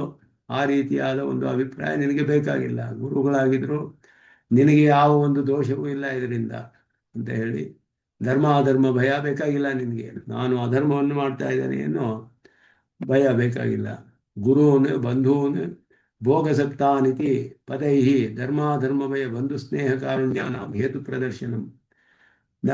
ಅಧರ್ಮವನ್ನು ಮಾಡ್ತಿದ್ದೀನಿ ಅಂತ ಹೇಳೋದು ಇದಕ್ಕೆಲ್ಲ ಕಾರಣ ಬಂಧು ಸ್ನೇಹ ಕಾರುಣ್ಯ, ಇದಕ್ಕೆಲ್ಲ ಕಾರಣವಾದದ್ದು ಇವನು ಗುರುಗಳು, ಇವನು ಬಂಧು, ಇವರು ಭೋಗವನ್ನು ಆಸೆ ಪಡ್ತಾ ಇದ್ದಾರೆ. ಅವರನ್ನು ಹರಣ ಮಾಡಿ ನಾನು ಅನುಭವಿಸಿದ್ರೆ ನನಗೇನು ಸುಖ ಬರುತ್ತೆ? ಅವರ ರಕ್ತದ ಮೇಲೆ ರಕ್ತವು ಚೆಲ್ಲಿದ ಸಿಂಹಾಸನದ ಮೇಲೆ ಕೂತ್ಕೊಂಡು ನಾನು ಅನುಭವಿಸಿದ್ರೆ ನನಗೆ ಯಾವ ಪುಣ್ಯ ಫಲ ಬರುತ್ತೆ? ನನಗೆ ನರಕವೇ ಬರುತ್ತೆ. ಹೀಗೆಲ್ಲ ವಾದ ಮಾಡ್ತಾ ಆರಂಭದಲ್ಲಿ. ಅದನ್ನೆಲ್ಲ ಇವನು ಜ್ಞಾಪಿಸೋದಕ್ಕೋಸ್ಕರ ಇಲ್ಲಿ ಕೃಷ್ಣನು ಹೇಳ್ತಾ ಇರೋದು. ಇಲ್ಲಿ ಮಹಾವ್ಯತಿಷ್ಠಾಹ ಗುರುವನು ಬಂಧುವನು ಇದು ಭಾಷಿಕಾರರು ಸ್ಪಷ್ಟಪಡಿಸ್ತಾರೆ. ಏತಾನ್ ಗುರುವನ್ ಬಂಧುಶ್ಚ ಅನ್ಯಾನಪಿ ಭೋಗಸಕ್ತಾನ್ ಕಥಂ ಹನಿಷ್ಯಾಮಿ ಇತಿ ಮಹಾವ್ಯತಿಷ್ಠಾಹ ಅಂದರೆ ನಿನಗೆ ಧರ್ಮ ಭಯವೋ ಬಂಧು ಸ್ನೇಹ ಕಾರುಣ್ಯ ಇವುಗಳನ್ನೆಲ್ಲ ಯಾವ ವಿಧವಾದ ವ್ಯಥೆಯೂ ಬೇಕಾಗಿಲ್ಲ, ಮಾಡಬೇಕಾಗಿಲ್ಲ. ಅತ್ರ ಚ ಧರ್ಮ ಭಯಾದಿ ಧರ್ಮಾದಿರ್ವ್ಯಥಾ ಹೇತು ಇತ್ಯತ್ರ ತಾನುದ್ದೇಶ್ಯ ವ್ಯಥೆಗೆ ಕಾರಣವಾದದ್ದು ಅದುವೇ ಧರ್ಮ ಭಯಾದಿಕಂತೂ ಪೃಷ್ಠತಃ ಕರೋಮಿ. ದ್ರೋಣಾದಯೋ ಹಿ ತೈಸ್ತೈ ಹೇತುಭಿಃ ಮುಖ್ಯಾಃ ಶತ್ರವಃ ಯುದ್ಧಸಿದ್ಧಶ್ಚ ಚಂಚಲ ಇತಿ ಭೀರುಃ ಅಸ್ಮಿ ಇತಿ ಯದಿ ಬ್ರವೀಷಿ. ಇದು ಕೃಷ್ಣನು ಅರ್ಜುನನ ಇಬ್ಬರ ಸಂವಾದವನ್ನು ಭಾಷಿಕಾರ ವ್ಯಾಖ್ಯಾನ ಮಾಡುವಾಗ ಹೇಳ್ತಾ ಇದ್ದಾರೆ. ಇಲ್ಲಿ ಹೇಳುವಾಗ ಅರ್ಜುನನ ಮನಸ್ಸಲ್ಲಿ ಏನಿತ್ತು, ಹೋಗ್ಲಿ ಧರ್ಮ ಭಯವೆಲ್ಲ ಹೋಗ್ಬಿಡ್ತು, ನನಗೆ ಅಸ್ಥಾನ ಸ್ನೇಹ ಕಾರುಣ್ಯ ಎಲ್ಲ ಹೋಗ್ಬಿಟ್ಟಿದೆ, ಅದೆಲ್ಲ ಏನೂ ಇಲ್ಲ. ಆದರೆ ದ್ರೋಣ ಮೊದಲಾದವರು ಎಂತಹ ದುರ್ಜಯರಾದವರು, ಅವ್ರನ್ನ ಗೆಲ್ಲಕ್ಕೆ ಸಾಧ್ಯವೇ ಅಷ್ಟು ಸುಲಭವಾಗಿ? ಯುದ್ಧದಲ್ಲಿ ಜಯಾಜಯಗಳು ಹೇಳೋಕ್ಕಾಗೋದಿಲ್ಲ, ಯಾರು ಗೆಲ್ತಾರೆ ಯಾರು ಸೋಲ್ತಾರೆ ಅನ್ನೋದು ಹೇಳೋಕ್ಕಾಗೋದಿಲ್ಲ. ಯುದ್ಧ ಸಿದ್ಧಿಶ್ಚ ಚಂಚಲ, ಏನಾಗುತ್ತೆ ಹೇಳೋಕ್ಕಾಗೋದಿಲ್ಲ. ಇದರಿಂದ ನಾನು ಭಯಪಡ್ತಾ ಇದ್ದೀನಿ ಅಂತ ನೀ ಏನಾದರೂ ಹೇಳಿದ್ರೆ ತರ್ಹಿ ಮಾಂ ಭೈಷೀಹಿ ಇತಿ ಅಭಿಪ್ರಾಯೇಣ ಮಾ ವ್ಯತಿಷ್ಠಾಹ. ಆ ಒಂದು ದೃಷ್ಟಿಯಿಂದಲೂ ನೀನು ಭಯಪಡಬೇಕಾಗಿಲ್ಲ, ನಿನಗೆ ಜಯ ಅನ್ನೋದು ಸಿದ್ಧವಾದದ್ದು ಅಂತ ಹೇಳಿ ಯುದ್ಧಸ್ವ ಇತ್ಯಾದಿಕ ಮುಚ್ಚತೆ ಯತಃ ಅಂತ ಹೇಳಿ ಯತಃ ತೇ ಕೃತಾಪರಾಧ ಮಯೈವ ಹನನೆ ವಿನಿಯುಕ್ತ ನಿರ್ವಿಶಂಕ ಯುದ್ಧಸ್ವ. ನಿನಗೆ ಎಂದು ಪರಾಜಯ ಅನ್ನೋದು ಆಗೋದಿಲ್ಲ ಈ ಯುದ್ಧದಿಂದ. ಅದರಿಂದ ಆ ಒಂದು ದೃಷ್ಟಿಯಿಂದಲೂ ಭಯಪಡಬೇಕಾಗಿಲ್ಲ. ಜೇತಾಸಿ ಇತ್ಯತ್ರ ದ್ವಿತೀಯ ತ್ರಿಜಂತಯೋಗಾತ್ ತೃಣಶ್ಚ ಭವಿಷ್ಯದರ್ಥತ್ವ ಅಸಿದ್ಧೇಹೇ ಲೂಗಂತತೆಯ ಏಕಪದ್ಯಂ. ಇದೆಲ್ಲ ವ್ಯಾಕರಣ ವಿಶೇಷವನ್ನೇ ಹೇಳ್ತಾರೆ. ಇಲ್ಲಿ ತ್ರಿಚ್ ತೃನ್ ಮೊದಲಾದ ಪ್ರತ್ಯಯಗಳನ್ನು ಬರುತ್ತೆ, ಲುಂಗ್ ಪ್ರತ್ಯಯಾರ್ಥವನ್ನೇ ಹೇಳ್ತಿದ್ದಾರೆ ಅಂತ. ತತ್ರ ಅನದ್ಯತನ ವಿವಕ್ಷೆಯಾಪಿ ನಾಸ್ತಿ ಇದೆ ಪ್ರಾಣ ಜೇಷ್ಯಸಿ, ಗೆದ್ದೇ ಗೆಲ್ತೀಯ ಅನ್ನೋ ಅರ್ಥವನ್ನೇ ಹೇಳ್ತಾರೆ. ಅವರನ್ನು ಜೇತಾಸಿ ಅಂದರೆ ಗೆಲ್ಲುವವನಾಗಿದ್ದೀಯೇ ಅಂದರೆ ಗೆದ್ದೇ ಗೆಲ್ತೀಯೇ ನೀನು. ಜೇಷ್ಯಸಿ ಶಂಕಿತ ಅನಿಷ್ಟ ನಿವೃತ್ತವು ಇಷ್ಟಪ್ರಾಪ್ತವು ಚ ಶ್ಲೋಕತಾತ್ಪರ್ಯಮಾಹ ನೈತೇಷಾಂ ವಧೆ ನೃಶಂಸತಾ ಗಂಧ. ಅಂದರೆ ಅನಿಷ್ಟ ನಿವೃತ್ತಿ, ನೃಶಂಸತೆ ಅನ್ನೋದು ಬರೋದಿಲ್ಲ ನಿನಗೆ. ನಿನ್ನ ನಿಷ್ಕರುಣೆ ಅಂತ ಯಾರು ನಿನ್ನನ್ನು ಹೇಳೋದಿಲ್ಲ, ನಿಷ್ಕರುಣಿ ಅಂತ ಹೇಳೋದಿಲ್ಲ. ಅದರ ಒಂದು ಗಂಧವೂ ಇಲ್ಲ ಇವರನ್ನು ವಧೆ ಮಾಡಿದ್ರೆ. ಆದ್ದರಿಂದ ಆ ದೃಷ್ಟಿಯಿಂದ ನಿನಗೆ ಅನಿಷ್ಟ ಪ್ರಾಪ್ತಿ ಆಗೋದಿಲ್ಲ, ನಿನಗೆ ಅನಿಷ್ಟ ನಿವೃತ್ತಿ ಆಗುತ್ತೆ, ಮತ್ತೆ ಇಷ್ಟ ಪ್ರಾಪ್ತಿಯೂ ಆಗುತ್ತೆ. ಅಪಿತು ಜಯಯೇವ ಲಭ್ಯತೆ, ಇಷ್ಟ ಪ್ರಾಪ್ತಿಯೂ ಆಗುತ್ತೆ, ಅನಿಷ್ಟ ನಿವೃತ್ತಿಯೂ ಆಗುತ್ತೆ. ಅರ್ಜುನಸ್ಯ ಅಪಜಯ ಶಂಕಾ ಅಭಾವಾತ್ ಮಾ ವ್ಯತಿಷ್ಠಾಃ ಇತ್ಯಾದಿಕಂ ಆರಂಭೋಕ್ತ ಹಿಂಸತ್ವಂ ಇತಿ ಭಾವ. ಆದ್ದರಿಂದ ಇವನಿಗೆ ಇಲ್ಲ ಸೋಲ್ತು ಬಿಟ್ರೆ ಹೇಗೆ ಯುದ್ಧದಲ್ಲಿ ಸೋಲುವ ಒಂದು ಸಾಧ್ಯತೆಯೂ ಇದೆಯಲ್ಲ ಅನ್ನುವುದೆಲ್ಲ ಪರಿಹಾರ ಮಾಡೋಕ್ಕೋಸ್ಕರ ಮಾವ್ಯತಿಷ್ಠಾ ಅನುಕೂಲೇಶು ಹಿ ಆನುಶಂಸ್ಯಂ ಶಸ್ಯತೆ ಇತಿ ಅಭಿಪ್ರಾಯಣ ಸಪತ್ನ ಶಬ್ದಸ್ಯ ಚ ಅಭಿಪ್ರೇತಂ. ಇಲ್ಲಿ ಭಾಷಿಕಾರ ಹೇಳುವಾಗ ಇಲ್ಲಿ ಶ್ಲೋಕದಲ್ಲೇ ಜೇತಾಸಿ ರಣೇ ಸಪತ್ನಾನ್ ಅಂತ ಹೇಳಿದ್ರು. ಇವರೆಲ್ಲ ಶತ್ರುಗಳು ನಿನಗೆ, ಅನುಕೂಲರಲ್ಲ ನಿನಗೆ, ಮಿತ್ರರಲ್ಲ, ಎಲ್ಲ ಶತ್ರುಗಳು. ಸಪತ್ನ ಅನ್ನುವ ಶಬ್ದವು ಶತ್ರುಗಳು. ಅನುಕೂಲರಲ್ಲಿ ಆದರೆ ಕೃಪೆ ತೋರುವುದಕ್ಕೆ ಒಂದು ಸಾಧ್ಯತೆ ಇರುತ್ತೆ, ಶತ್ರುಗಳಲ್ಲಿ ಆ ಸಾಧ್ಯತೆಯೇ ಇಲ್ಲ. ಆದ್ದರಿಂದ ಸಪತ್ನ ಶಬ್ದವು ಹೇಳುತ್ತೆ ಇಲ್ಲಿ ಅನುಕೂಲರಲ್ಲಿಯೇ ಆನುಶಂಸ್ಯ ಅಂದರೆ ಕರುಣೆಯನ್ನು ತೋರಬೇಕು. ಆದ್ದರಿಂದ ಅದು ಹೇಳಲ್ಪಟ್ಟಿದೆ. ಆದರೆ ಇವರು ಶತ್ರುಗಳಾದ್ದರಿಂದ ಈ ವಿಷಯದಲ್ಲಿ ನಿನಗೆ ಯಾವ ಸಂದೇಹವೂ ಬೇಕಾಗಿಲ್ಲ ಅಂತ ಹೇಳಿ ಹೇಳ್ತಾನೆ. ಅಲ್ಲಿಗೆ ನಿಲ್ಲಿಸ್ಕೊಳ್ತೇನೆ. ಶ್ರೀಕೃಷ್ಣ ನಿತ್ಯಮಚ್ಯುತ ಪದಾಂ ಯೈತ್ಮರುಕ್ಮವ್ಯಾಮೋಹತಃ ತರಿತರಾಣಿ ಸ್ನಾಯ ಮೇನೆ ಸ್ಮೃಗುರೋರ್ಭಗವತೋಸ್ಯೈಕ ಸಿಂಧೋ ರಾಮಾನುಜಸ್ಯ ಚರಣೋ ಚರಣಂ ಪ್ರಪದ್ಯೆ. ಕವಿತಾರ್ಕಿಕ ಸಿಂಹಾಯ ಕಲ್ಯಾಣ ಗುಣಶಾಲಿನೇ ಶ್ರೀಮತೆ ವೆಂಕಟೇಶಾಯ ವೇದಾಂತ ಗುರವೇ ನಮಃ. ಶ್ರೀಮತೆ ನಿಗಮಾಂತ ಮಹಾದೇಶಿಕಾಯ ನಮಃ. ಸರ್ವಂ ಶ್ರೀಕೃಷ್ಣ.